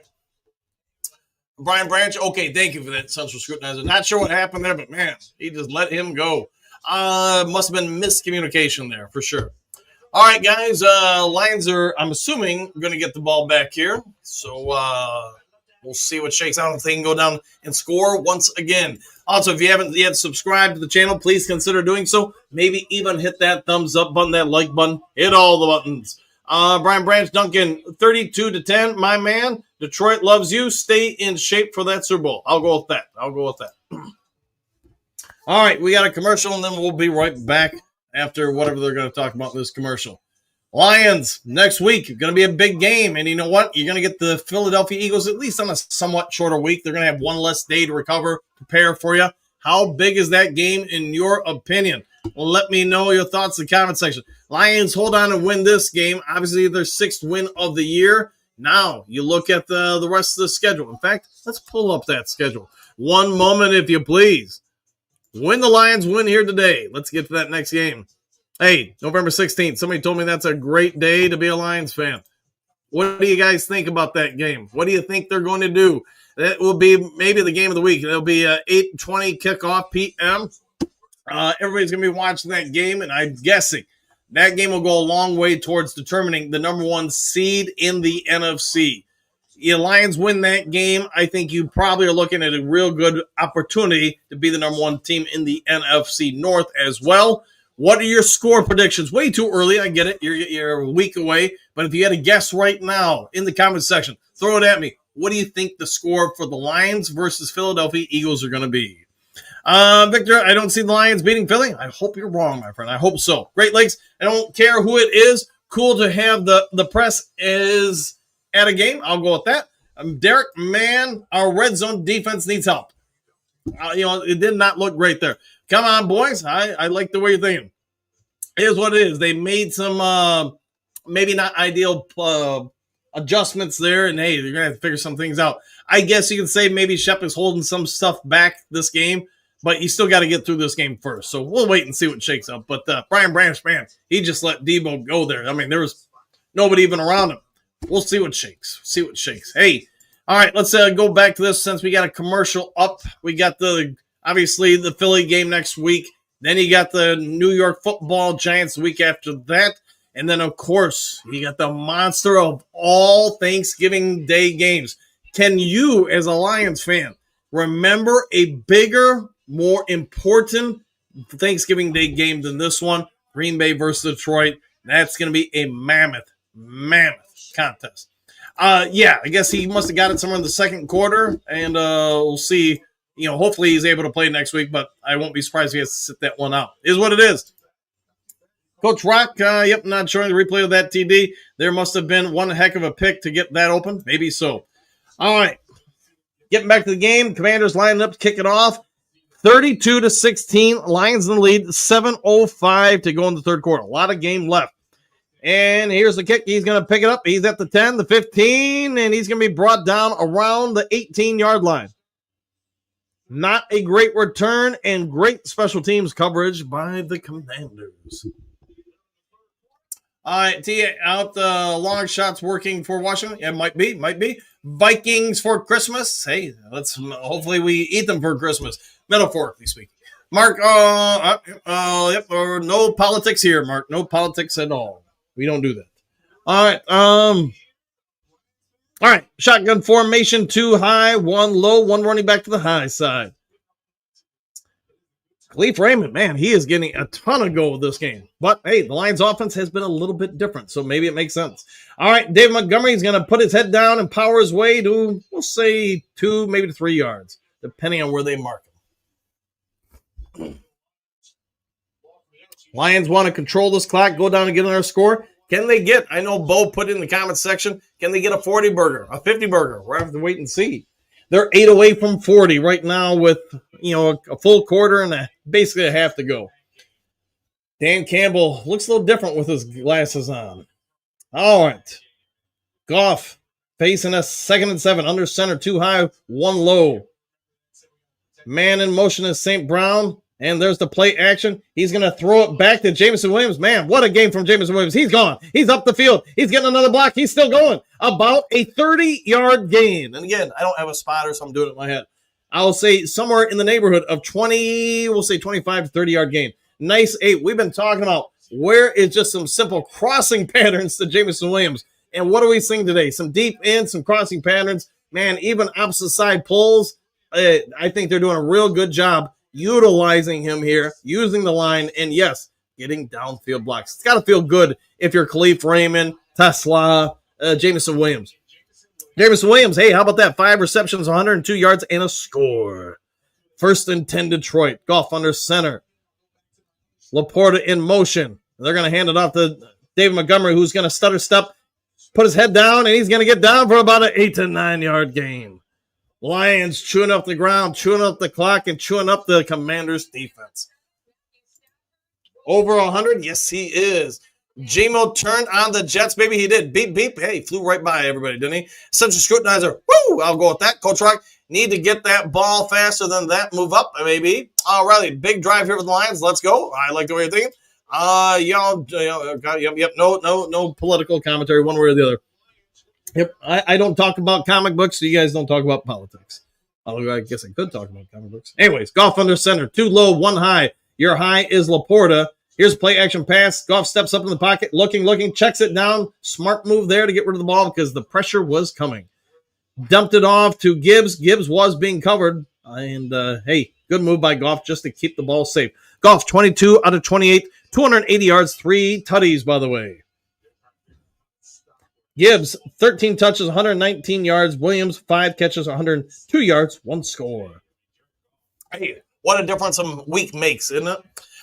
J-Mo getting gear. I agree with that. Laughing all out. I can talk comic books all day. Me too, my friend. Me too. All right, 3rd and 1 for Detroit. They're at the, we'll say, 29-yard line. See what they do here. Goff under center. Tight end in motion. Play action pass. He's looking down the field. He's got, guess who? Jameson Williams. Hadn't seen him all year, apparently. He was there the entire time. Who would have known? Everybody said he was no good. They said he was just a decoy. Well, apparently the Lions said we're going to use the decoy today. The decoy. Decorating the Commanders' defense. I don't know. I was trying to think of something there. Come on, crazy legs. Scramble for that yard. Almost did, Michigan man. Mark, love the play of J-Mo. You have to, right, man? He's about time, Cynthia. There you go. Yes, there we go. Okay, I'll come. 1st and 10, Detroit. 4:11 to go, and they're at the 12-yard line. Another tight formation, strong formation. Goff checking, making line adjustments. Sends St. Brown in motion. He's going to hand it off to Gibbs. Gibbs breaks a tackle or two and finds a way to slice through the defense for 3 yards. Slice and dice. He got through the first 2 guys at the line of scrimmage and fell forward for about a 3-yard gain. Sony getting a lot of free publicity from Dan Campbell because the cameras are all over him today. And yes, he is calling plays without question. If he did have questions, he's pretty much answered at this game. All right. Williams, the star of the day for the Lions is wide receiver core. The Lions have a lot of stars today. But anyways, at the 10-yard line, it is 1st and I guess you can get a first down still. All right, there's going to be a fake handoff to Gibbs / almost jet sweep. And they're going to be brought down. They're going to be 3rd down, excuse me. 3rd down coming up here. 3rd and 8. With 3:06 to go in the 3rd quarter. All day long, J-Mo, 100%. Dan killing it. Just keep doing this till Super Bowl. Let's do it, 100%. I like the way you're thinking. Get Dan Campbell to call the plays until the Super Bowl. Through the Super Bowl, even. All right, here we go. Shotgun formation. Gibbs in the backfield. 2 to the low side. 1 to the high side. It is St. Brown. No, it is not St. Brown. I'm not sure. Cleve Raymond up high, isolated. Goff looking. He's under some pressure. He's going to throw it out of bounds. Thought that it was the better move there, just getting rid of the ball, unloading it, and staying alive. Bop, bop, bop. Jared Goff was staying alive. Von Miller, he might be older, but he still can bring a little bit of pressure. And yes, especially when he's not blocked. Now, I'm assuming they'll go for 3 on 4th and 3. Excuse me, 4th and 8. And Jake Bates is out there to kick a 28-yard attempt. First field goal today was a good one from 22 yards. Let's see if he can extend it to 28 yards now. The kick is up, and it is a line drive in. Didn't look good at first, but it went on in and good. So now, make it 35-16, your Lions. Agreed. The Jameson Williams Show. It is. Hey, good to see you, Ezra Gray. Feels like I haven't seen you in a minute. Lionel, another field goal coming. I like it. JK melting the clock. There you are. You are correct. Protect the ball. Lions got this. I think you're right with that. Rock all day long, J-Mo. Okay, I've gotten that way, all right. Victor, man, that was a low kick. It was. But as long as it's good, that's all I'm going to worry about. Agreed, JK. Central Scrutinizer, thumbs up, +3. There you go. Very low. And the degree of difficulty on a low kick like that. Easy. Surprised it didn't happen. All right, Chad, 38-16. I'll take that. All right, guys, let me check out a couple other things, see if there's any kind of injury updates for the Lions. And give me a second here, see if we can get any further information. I didn't see when Arnold got concussed, but Detroit Lions PR is confirming Terrion Arnold out with a concussion. So if we had any questions, since we hadn't seen him in the second half, well, now you know. All right, so we'll have to wait and see. We'll get an update probably Tuesday on him, maybe tomorrow, but we'll have to wait and see. All right. Let me check on something here. 1 second here. Play me now. There we go. Sorry, guys. Just multitasking, I guess you could say. All right. While we're in a commercial, give me a second here. Boom, boom, boom, boom, boom. Hey, Terry Crews, former Western Michigan University great, by the way, back in the day. All right. He's had a heck of a career in Hollywood. All right, easy 3. All right, there, I'll call it. Legatron was low. Whew, I'll go with that. Ziggy and friends. I picked 2 touchdowns for J-Mo today. He needs 1 more. He might get it. Jennifer, let's see if Shep can help that corner issue. Indeed, I concur with your assessment. All right, sorry, I got to answer a few things here real quick. Trying to make this as quick as possible. All right. Sorry, guys. Trying to power through this as fast as I can here. All righty. Gotta love commercials. All right.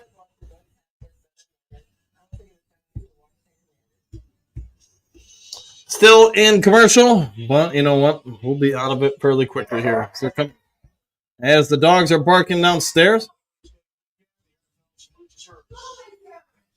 And the wife is yelling at the dogs. Somebody got on the naughty list. Yeah, where is Whiteside? You know, we haven't seen him. 100% there. Reality Mike, looking like this one's in the back. Exclamation point. You are right, my friend. Hopefully the weather is a little bit better down in Florida. It's a little snowy here today. Just a dusting. All right, here's the kickoff, and it is in the end zone. The Commanders bring it out from about 2 yards deep. He's at the 10, the 15, the 20. Cuts it back, and he's brought down at the 21-yard line. We'll take that. One of the better kick coverages we've shown this year was right there. All right. Talking about the stuff on air, blah, blah, blah. All right. Dan Quinn being shown on the sideline. He was the hero last year. So far, this game, Commanders, let's just say they've had a tough go of it.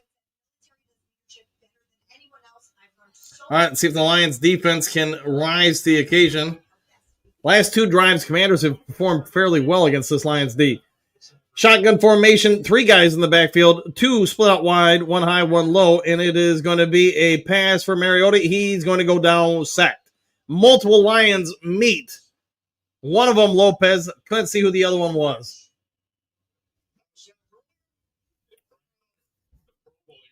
Is it Brian Branch and Lopez? It is Branch and Lopez. So I'm assuming they will split that sack. So Brian Branch, 2.5 today. Not too bad for a safety. 2nd and 16 for the Commanders with just under 2 minutes to go in the third quarter. Mariota facing another shotgun type formation. 3 tight ends on the field, 1 wide receiver and a running back. Lions do a little delayed stunt there. It doesn't matter. Ertz goes up in the air and catches it. Lions in zone coverage there, and Hutchinson dropped into coverage on that one.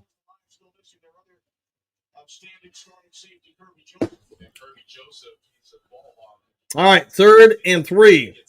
Commanders got 13 on that one by my math. Let's see if the Lions can get their offense off the field. He's owed an interception. Let's see if we can get him one. All right, shotgun, 2 receivers high, 1 low with a tight end and running back in the backfield now. Ertz motions to the high side. He's in the flats. He's looking over the middle and batted away by 27. I think that's Thomas. All right, Millette. Millette, there you go. My bad. Not Thomas, Millette. Nice break on the ball, batted away. Deebo Samuel, he's still a weapon. I don't know if he's what he once was, but he's still a weapon. Couldn't break away from Mullet. All right, Commanders on 4th and 3. Look like they are going to punt, and I get it. They're not even at their own 30. So we'll see. Mullet was a mullet. I'm down with that. Let's see. Zig and friends, I see that about BB. Mullet. There you go. All right, there's the punt. It's up there. It's out there. It's going really far there. He's going to field it at about the 16-yard line and be brought down immediately. He might have even lost the yard. Special teams have not been a problem for the Commanders. Their kickoff and punt coverages have been pretty on point, in my opinion. Duncan, I like Brian Branch playing this his way out of trouble. My man, strong safety for the Lions. He is strong everything for the Lions. BB, 2 sacks today. You are correct for that with an exclamation point. Great legs, great play. There you go. Cynthia, I have a dumb question. Are all players mic'd up? No, not all players are. They do pick a couple people. But not all. So, and there you go. All right, 1st and 10 for the Lions. It looks like they're going to mark them. Yeah, it looks like it's going to be at the 16. So, we'll go with that.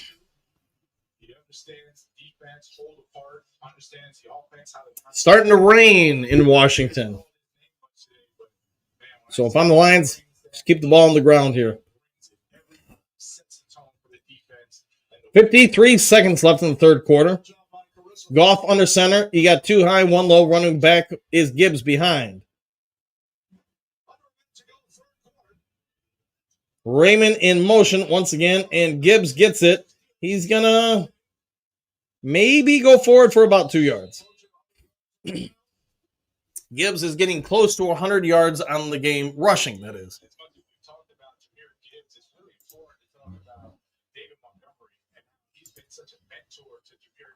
Pound that rock, run the clock. Yeah, at this point, that's what I would do. Try to get out of this game. You've got a couple guys banged up. It's starting to rain. Yeah, I would just run out that clock as best you can. All right. It is 2nd and 8. 35-16. Goff, play action pass. He's under a little bit of duress. He gets it out to St. Brown, cuts back in, and he's going to be brought down after first down, but he's going to pick up about 19 yards on the play. He's made 3 more touchdowns, 56 to whatever. I concur. And that should be the end of the third quarter. Duncan, second stringers can leg it out. If it was me, this fourth quarter, I would at least, Gibbs, Montgomery. I'd probably look for Reynolds and Bakke. Receivers, I probably would get out, some guys there. Maybe even someone like Glasgow or Panesul or Decker. Maybe get 1 or 2 of them out and just say, hey, we're going to run that ball. We're going to trust in our D. We're going to protect some of these guys knowing next week's game. See, good call. Good call, coach. Good call. Hey, sometimes I get something right. Central time is on your side. Yes, it is. I concur with your assessment. Lions mauling? Yes, they are. Let's see. Duncan, okay, got that one. My bad. More JMO? We'll see what they do. But if it was me, man, you got 15 minutes. You've got a pretty comfortable lead. I'm milking that clock. You got a first down right now. Get as many players. You can't get everybody off the field, but someone like Decker, Panay, I would get out of the game. I would probably get all the starting receivers. Gibbs and Montgomery, I would probably get out of there as well. That's just me.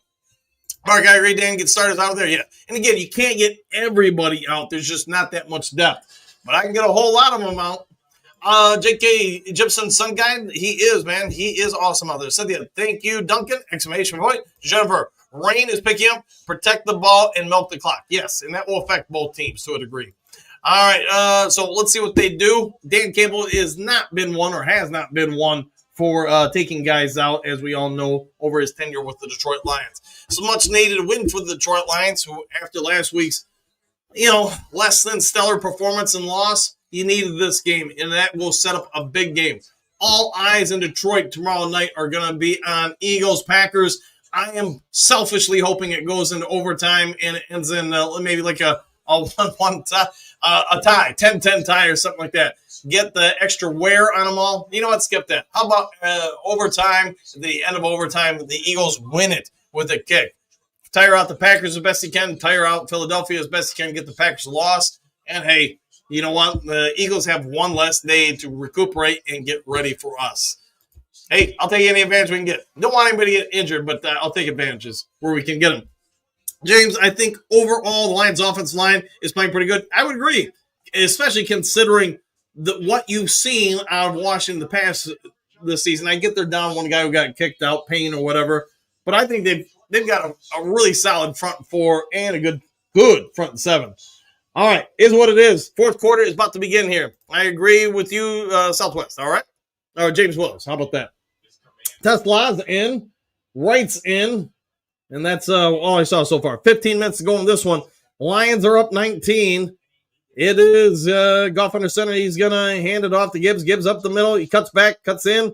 He's going to go down after a few-yard gain. Goff, by the way, for those checking at home, has got 312 yards passing. Gibbs, this game, for the second straight game, we have seen him line up at center. Or excuse me, not center, but wide receiver a little bit there. And let's see if the Lions keep adding that wrinkle in. That will cause problems. All right.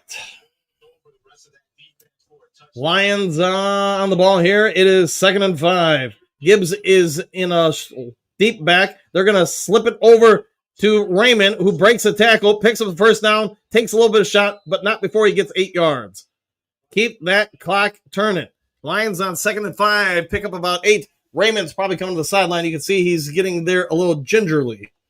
Last week, Gibbs had 28 yards for scrimmage. Today, 129 with 2 scores. It was a career low last week, by the way. Raymond, yeah, he's a little banged up there. All right, so anyways, getting back to the game. 1st and 10. Lions just shy of the 50. It is going to be a play-action pass, dump-off pass to Sam I Am Laporta.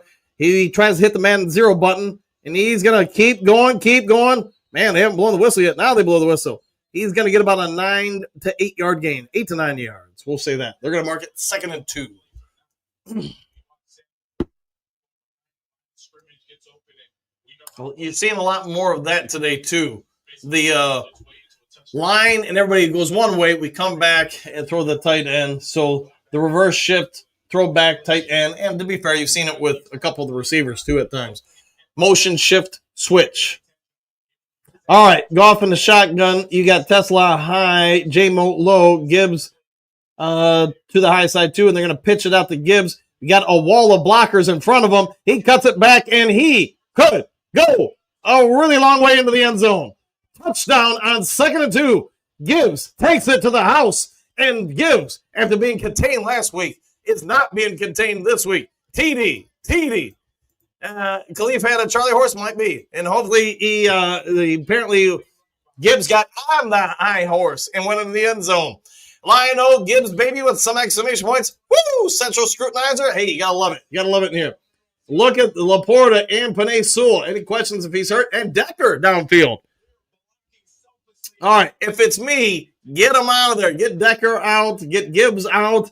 Get Panay Sewell out. You can't get everybody out, but I think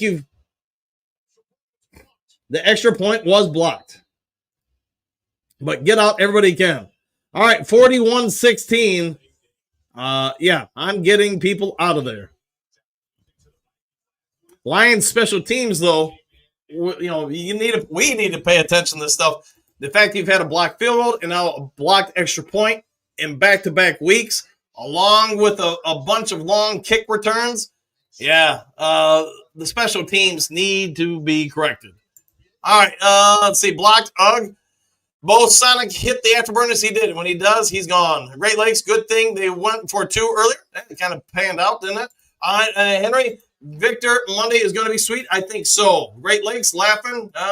Jim, TD Gibbs, JK, MCDC goated, might be accurate. Cynthia Gibbs, Dave, wait, was that a screen pass? Was it? I think it was just a handoff. Or pitch out, I should say. Trim Reaper, woo! Okay, I got all those. Coach Slip ain't no slouch. He's usually considered pretty good. But the special teams is what it is this year. They haven't been good. And again, a blocked extra point now, a blocked field goal last week, a bunch of long special teams returns in back-to-back weeks is what it is. Jennifer, low kick blocked, yes. Now, could it be, to your point, Jennifer, that maybe Bates is a little banged up and that's why you had the field goal low and now the extra point low? We'll have to find out. Decker downfield blocking, yeah, I've seen that too. That was pretty good. JK special teams is worse than offense. Offense is looking pretty dang good this week. String theory, hey, man, good to see you, man. I know I saw you earlier, but I didn't get a chance to shout out. And that was why they went for 2. Yeah, it could be he's a little banged up. Yeah, you're right. Brian F., looks like the new crystal ball for Dan Adamas was working perfectly. Hey, sometimes he gets a lot of stuff right. Good thing he got rid of the broken one. And defense, yes. So finally, exclamation point, Gibbs gets another with the help from his friends. You got to have friends in this game, 1,000%. I'll go with that. I concur, and concur indeed. All right. Let's see here. Let me check out a few things, if I may.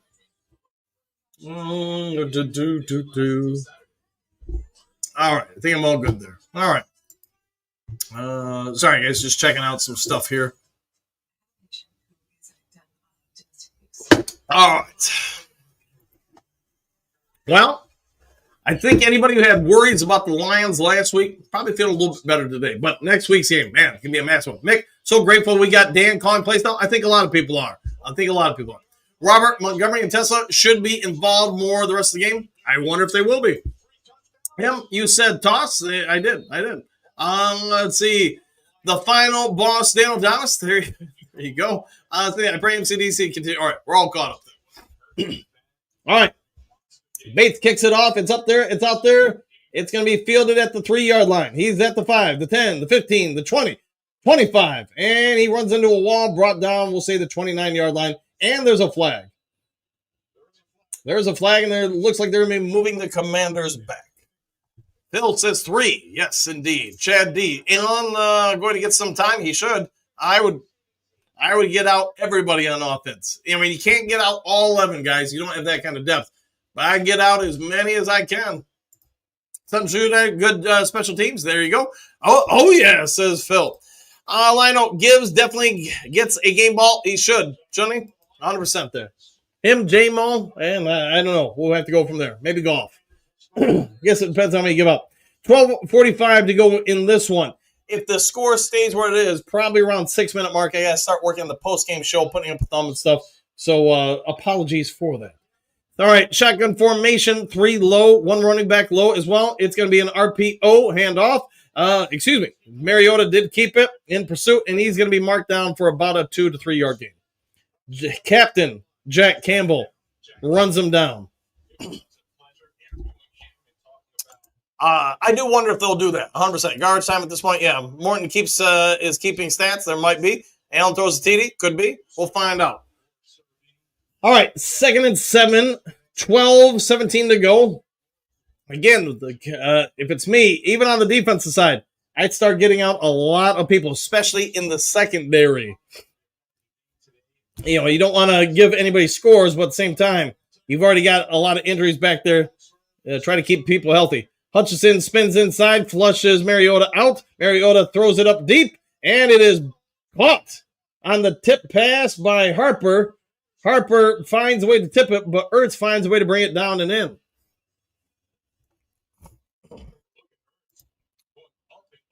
His desk might be in the hallway.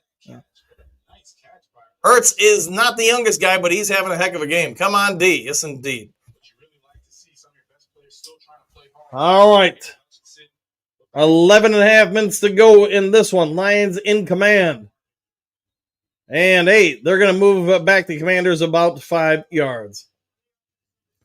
And if it's me, I know people don't like it. People want to get stats. But I would be getting out a lot of the more pertinent players on offense and defense.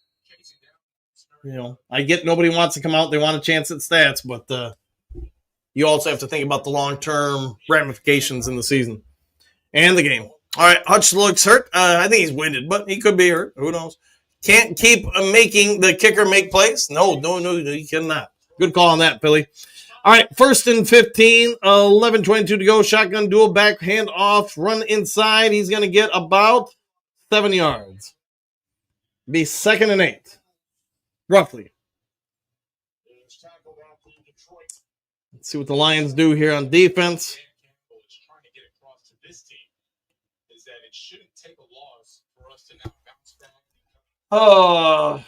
Bates leads special teams and tackles. He probably does. Sit Hutch, I would, Phil. I would sit him, Brian Branch, Aleem McNeil. I mean, anybody I can at this point. All right. It is 2nd and about 8, I believe. They've got 15 on the side. Anzalone on the blitz. Hot read is getting out, and it is brought down. Hey, nice tackle. And Ertz with another catch for the Commanders. It's going to set up a 3rd, and Brian Branch is slow to get up. He's coming out. Again, you got wet field, slippery. Get out anybody you can. Here comes Avonte Maddox in for Brian Branch. Branch seems to be okay going to the sideline, but good move getting him out. You got backups, use them. Pull golf for Allen, I would. Let's see. Victor, Hutch, and Branch are dinged up. Yeah, they need to sit. I would. Branch hurting? Yes, indeed. All right.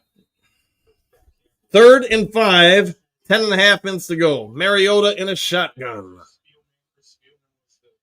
Lions and press man across the board. There's the snap. Hutch coming. Hot read is out and dropped. Raquel Singh on coverage, breaks it up. 4th and 5 for the Commanders. I'm guessing they're going to go for it. I mean, really, at this point, why wouldn't you?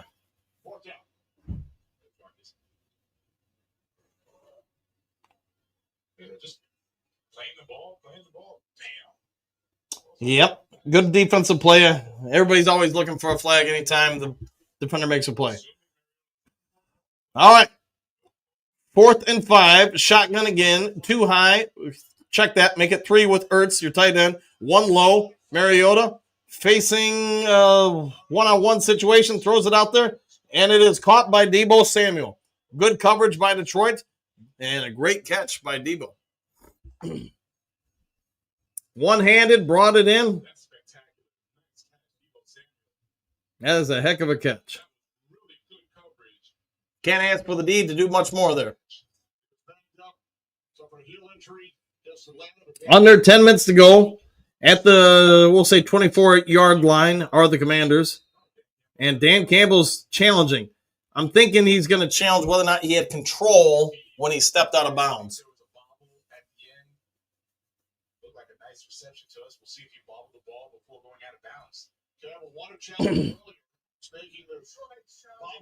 And I don't blame him. It would be my question, too, is if he had control of the ball when he actually got a foot out of bounds. We'll see if we can see it. See, it's loose there. We'll see. I don't think there's enough to overturn it, but what do I know? These announcers are so much better than Romo. I'll go with that. Let's see. Great catch. It will be enough, probably. Let's see. James, I think Dan lost this one. Probably accurate. Remember, Old Faithful, the process of the catch. Bad challenge. Hey, if nothing else, you give your guys a little bit of chance to rest and recuperate. All right, guys, since it is about, I feel pretty comfortable about the game. Been wrong before, but I'm going to start working on the post-game show thumbnail. Hopefully, you'll all join us over there. Great game by the Lions. Great bounce-back game by the Lions. But, yeah, I got to start working on that. Post the game. All right. So hopefully you guys don't mind me whistling while I work. There you go. Try to not take too much time on this one. But, all right. Probably got to put Gibbs in there, wouldn't you say? Gibbs has had himself one heck of a game, so probably need to put him in there. All right, there's Gibbs. All right, let's get a good one of Gibbs. How about that one of Gibbs? Probably need to get some more updates on Gibbs. All right, let's make a little editing here. Not that editing. Let's go back to editing. All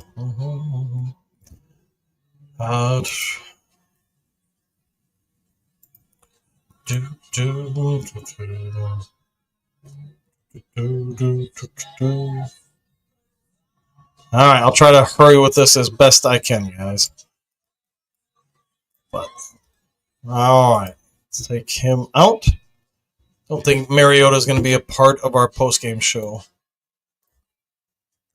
It's not the man who commands the field beneath the stadium lights who deserves our highest praise. It is those. All right.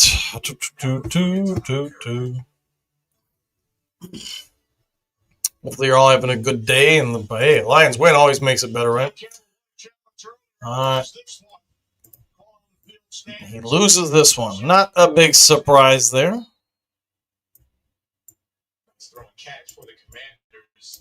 All right. Let me get back to the game. I'll finish this up here momentarily. All right, shotgun, one high. Now check that, 2 high with the Ertz in motion. Hand off in the middle, and he's going to be brought down after, we'll say, a 2-yard gain. All right, definitely more snow along the lake, probably accurate. Rock, we got a good 6 inches to ours. The snowmen were building themselves. All right, let's see. Blowing snow in Charlevoix, Phil, at least 6+ inches so far. Next weekend, I will be in Traverse City for the weekend, but back in time for the game. So, it'll be my birthday weekend, and the wife's taking me up there. All right, shotgun trips to the high side, 1 to the low side. Mariota drop back, Hutch in pursuit. A quick out pass is going to get him about 4 to 5 yards on the slant inside. Lions bring him down. Like the fact, snow about to start, probably accurate. 6 inches of snow. There you go. So commercials from here on out, I'll be getting ready for the post-game show. Hopefully you guys don't Don't have a problem with that. 3rd and 3 for the Commanders, 41-16, Lions in the lead. You got trips to the high side, one to the low side, running back to Mariota's low side as well. There's a snap. It's going to be a handoff up the middle, and it's going to be a first down and a little bit more as they bring him down around the 9-yard line. Lions defense, the last drive of the first half for the Commanders, and then for the most part, the second half, they've had a, Commanders have moved the ball on us, I guess what I should say. Well, thanks, Coach, for the show tonight. Anytime, my friend. All right, D got a good test. It did. It did indeed. And I get they may be holding some stuff back, not want to show the Eagles, etc., since because of the situation. But I can tell you, December 7th, I'll be rooting for the Commanders against the Minnesota Vikings. Shotgun, power formation, 2 backs behind, one quarter, receiver, whatever I'm trying to say. And hey, they're going to run it no matter what. I'm fumbling and not saying, and they're going to get about 6 yards. Take it down to the 4-yard line. Thanks, Coach, and thanks, Jen. Hey, anytime. Let's see, JK, I took acid drops right now. All right, good for you, I guess. Amy Spray, happy early birthday, Coach. Thank you. Number 53 is in the books. JK, will do my best. Lionel, at least 6 inches. And let's see, second round starts soon. Field goal or overnight. All right. Mariota again. Let's see what they do here. 7 minutes to go. Man in motion on the high side. Mariota, RPO, brings it out and is going to drop it inside for a wide open touchdown. And another touchdown for the Commanders with 6:57 to go. Going to make it a little bit more interesting. Editing, Coach. Hey, sometimes I got to do some editing. Such talent. We'll find out. Oh, we got to tighten up the run defense. We have not had a great performance from them tonight. All right, let me keep working on the thumbnail for the post-game show.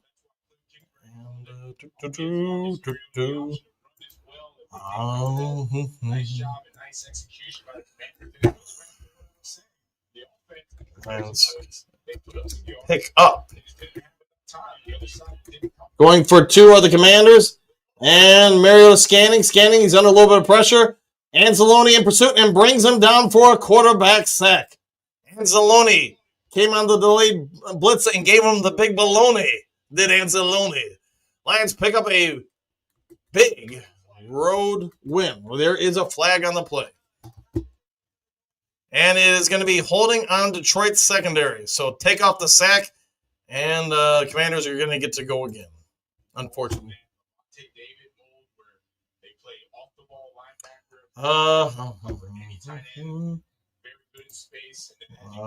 Let me do a little bit more editing here while the second 2-point attempt is about to reveal itself.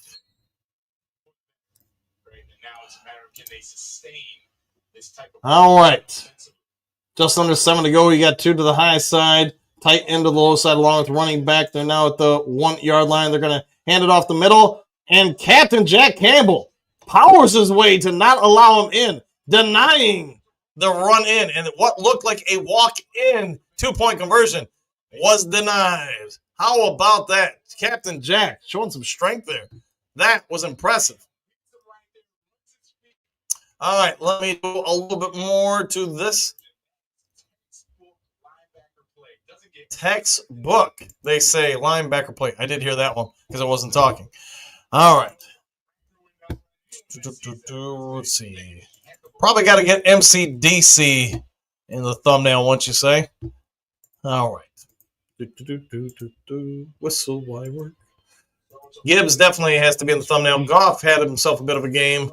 And then, yes, let's put smiling offensive coordinator Dan Campbell out there.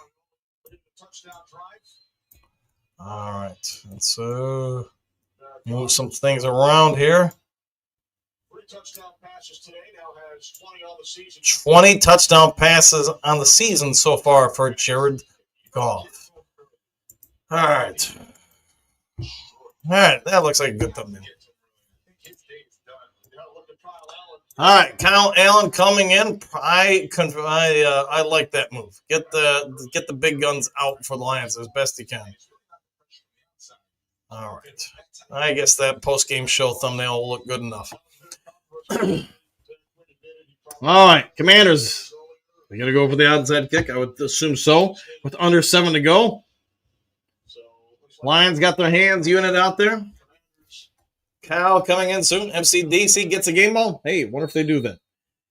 All right, here is the kick, and there's the script, and hey, nice catch in the middle of the air. Didn't drop it, didn't put it down, and yes, Thomas with it. See if the Lions hold. There you go. And Trim Reaper is laughing. Allen coming in, MCDC, Kyle. All right, old-fashioned middle linebacker play. I mean, he is a throwback middle linebacker. There aren't many his size, his power anymore, and I think we all get it. He's a little bit more of a 1960s, 70s middle linebacker. All right, I'm going to put this up here. Going to trim it out so I can throw it up online. Let me do that. I have to imagine the Lions are just going to kill clock here. But all right, Allen under center. And he's going to hand it off to David Montgomery. Montgomery with a bit of a hole. And he's going to be brought down after about an 8-yard gain. Man, I thought he was going to break that one. All right. Hopefully you guys will all join us for the post-game show. A Lions victory. And we all know it's a little easier to go to bed when the Lions have a victory and don't have thoughts of what could have been running through your head. Lions offensive line, you had some questions about it coming in, but I think they answered some questions with this game. Gibbs, 173 yards, 3 touchdowns. Yes, indeed. He's had a pretty good one. All right. Great job, Coach. Oh, you guys, great job. Enjoy this W. Duke crew. Woo! And back at you, Central Scrutinizer. Let's see what they do here. Lions going to hand it off to Dave Montgomery. Good for them. Let him get as many touches as he can, man. I do think he's still a vital part of the organization. But when you see what Gibbs does, it's also hard to take him off the field. So, him and Hall of it all. Let's see, some good rumbling, bumbling, stumbling by Knuckles. I concur. David Montgomery, the fullback we love. There you go. Allen time is a good time. Hey, if he's in, let's hope it is a good time. 7th game with 500-plus yards since 2022. Next closest is Miami and Baltimore with 4. So, Detroit Lions, massive offensive performance today. All right, Allen, he's going to drop it off, and it is not complete. I'd give credit to the defender there. I think Revis knocked the ball loose there. 2nd and 10 for the Lions. 5.5 minutes to go. I think all Lions fans just want this game over with. Move on to next week. With the glasses. Give Vaki the ball. Take Montgomery out. I would. I would indeed. All right, Kyle Allen. Hey, say it enough. And if you say Kyle Allen's name 3 times fast in the mirror, guess who appears? All right, Dave Montgomery's still in, though. Tight formation, and they're going to hand it off to Dave Montgomery. He's going to be pulled down by the neck, basically. Montgomery, hey, I get Gibbs got the majority of it, but Montgomery did get some snaps. We'll see in the postgame show the totality. And again, it's no disrespect to Dave Montgomery. I just think, man, Gibbs he's pretty good. JK, no sleeping till tomorrow sometimes. I concur with that. Rock, think they hear our second string in. Yes, we have our second string in. For at least some of Eddie's Fish, let David Montgomery get some reps. He's getting some reps. He is. All right, here we go. Shotgun formation, 2 low. If you count the tight end, 3 on the 3rd and 9. Drops back the pass. He's looking, throws it over there, and Jamison Williams with a drop. Was taken off before he caught it. Otherwise, a heck of a game for J-Mo. If that's his only downside, he'd probably take it. And I'm guessing Jake Bates is coming back in.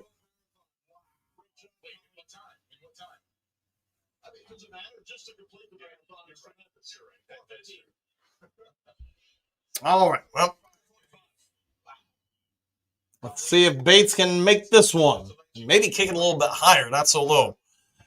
All right, 4:38 to go on this one, 41-22. Lions, see if they can add 3 more. It looks like it's up there. It's in there. It's good. 44-22. Lions now doubling up on the Commanders. In a sea of blue, a lot of red seats are available in Washington. Next Sunday, let's see if the Giants can do us a solid by beating the Packers, and then obviously the big game, our game. And we also have Bears versus Vikings. Hey, somebody's got to lose that game. Green Bay is 5-2. Chicago 6-3. Detroit soon to be 6-3, but they do have the tiebreaker over Chicago. Minnesota 4-5. I'm watching the game, and the Lions have stuff to clean up. Hey, every game always have stuff to clean up, right? Never satisfied. That's what I would say. Big run win. Post game show. Good there. All right, let me go ahead. In a moment here, I will put up the stream for the post game show. Hope to see you all there. Also, if you're watching this or the post game show, don't be afraid to hit the like, subscribe, hit all those buttons. As you guys know, all the interactions help exponentially. All right, Detroit stops the Commanders on the road. Lions post-game show. All right, now set this for, let's see, how about 7:30. This game should be over within 15 minutes, I would assume. And then, yes. All right, that's all set. All right, 40-plus scrimmage touchdowns before it turned the age of, I think it said 25. Didn't catch it all. All right, we'll see that in a moment. See what the Lions defense can do here. Looks like, yes. Hutchinson's out. I don't see Branch out there. Derek Barnes still in. Again, he can't take everybody out. Commanders run it. They get about 5 yards there. Muhammad is in. Alex Anzalone's in. But Aiden Hutchinson is out. Jason, my vote for a play of the game was Jack Campbell, goal line. You know, that should be up there 100%.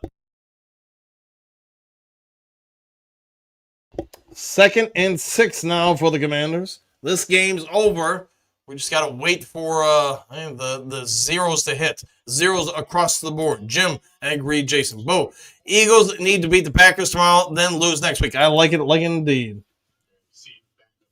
A lot of backups in for everybody, including the Commanders now. And they're going to run the same formation, another handoff, and this time, maybe he got back to the line of scrimmage. Maybe. We'll see. We'll see indeed. All right. Lions, one heck of an offensive performance today. And, hey, maybe there's a reason for it. Maybe it was the play calling. I don't know. You'll have to watch the post-game show to get those opinions. I'm trying to keep you guys entertained as best I can. This one's over, though. There might be time left on the clock, but there's not in the Commanders' hearts. All right, see if somebody can get some cheap plays for the Lions. Stats. Oh, there's a falling down pitch, and Lopez. Man, all he does is live in the backfield this game. He brings him down for about a 2 to 3 yard loss. 4th down.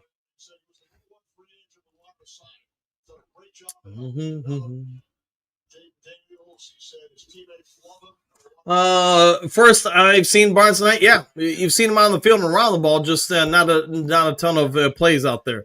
Let's get ready for next week. Go Lions. I like it. 4th and 8.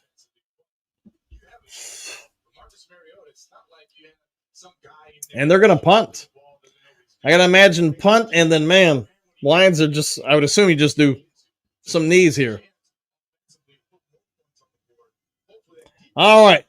Calling for the fair catch, and yes, Dominic Lovett out there getting a fair catch. Hey, he's got a stat. He was out on the field today. Barnes quite today, yes, indeed. Lopez, you're correct with that. All right. Lions, I think this will be a fun post-game show. A lot better than last week. And a lot of the reasons we complained about last week will not be relevant this week. So go with that.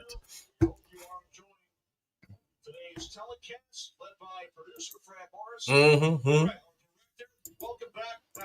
All right. All right, let's see what the Lions do. Dave Montgomery's in. I am surprised by that, along with Tesla. I'm not surprised by that. Jameson Williams is in. The heck, man? Huh? They do have some backup offensive linemen in. No Decker, no Panay. Dave Montgomery gets it. He's going to get about 3 yards. Maybe 2 yards. 2 to 3 yards. How about that? Tesla trying to not trip over Dave Montgomery. I mean, I get you want Montgomery wants to get the ball. But who's on the offensive line tonight? Well, right now, you've got Skipper in and a host of other people. Although Ratledge is still out there, too. Great show. Hey, thanks. You guys make it great. You guys, Riley, everybody, thank you all for being a part of the Duke crew and chipping in. There's no one person that makes the show, work. It's everybody. It's a symbiotic relationship. Him, what do you got? Skipper's in. He is out there. I did see him in somebody else. Can't remember who else. All right, hold on here.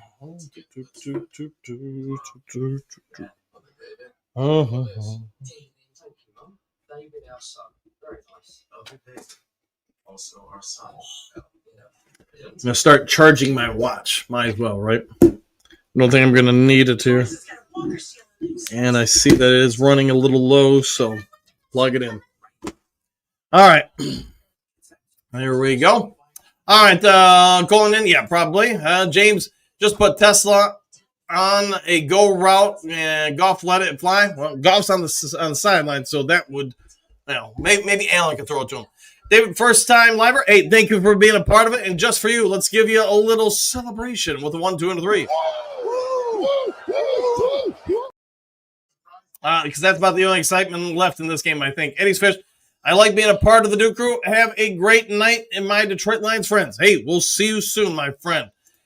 Still shaking the line here, boss. Nothing wrong with that.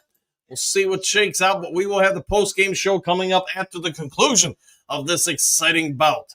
And then I am going to probably wrap it up for the night, even if there is breaking news. Have to save it for the morning show. By the way, if you didn't know, the morning show is 7 a.m. to roughly 8 a.m. Kurt Steele, Boss Up Ball Out channel will return tomorrow, so just so you guys know. And also, just so you guys also know, I've started putting these or working on getting these on for you guys, so you'll be able to see comments maybe during the next live cast. If I don't get through them all, you'll at least be able to see them on the screen, hopefully a little bit easier for you. So if you guys like this, let me know. If you don't, I can just always remove it. But trying to find more and more ways for, to make the experience better. How about that? So let me know your thoughts if you like it or not. All righty. JC, greetings, sanitation, Coach Crew. Enjoying your great enjoying our get back today. Just joined, so sorry if this was asked. What happened to TA? He has a concussion. He was taken out. So, all right, let's get back at it. I'm assuming the Lions will just run out the clock here. There is a handoff, Dave Montgomery, who's going to shake and bake. Hey, he's going to get a first down, and that should end the game. Unless the Commanders want to use their timeout. I would assume not, but nice run by Dave Montgomery. That was a cool hand. Luke reference, Coach. Got you there. Thank you for showing up. Head bonk the like, y'all. Yes, hit the like, subscribe, yada, yada. You guys get it. Coach Rock, hey, Bo, how about that Arthur guy? We'll find out. Post-game show has just been away. I'll end this stream and then start the post-game show just so you guys know. And we'll go over everything there. I'm assuming you're just, I guess you're not going to take knees. I guess you're actually going to run plays. To each their own, but hey, Montgomery is out and Vaki is in. And with 1 minute and 10 seconds left, it is second down and 6. I'm hoping they will just take some knees, although maybe they don't want to kill Kyle Allen's rushing yards. Thanks, Coach. No, thank you, Jim. Thank you from the bottom of my heart, my friend. Duncan, the 6-3 Lions. Yes, I don't hear. Let's see if I still have the pop-up here. I don't hear no bell. Yeah, I don't hear the bell. So, hey, we're still fighting. We're still going. Hey, there's victory formation. All right, guys, I'm going to end this one. See you in a few minutes on the post-game show. Hey, heck of a bounce-back game for the Detroit Lions. Great offensive performance. Thank you all for being a part of the show, and hopefully see you on the post-game show. See you in a minute.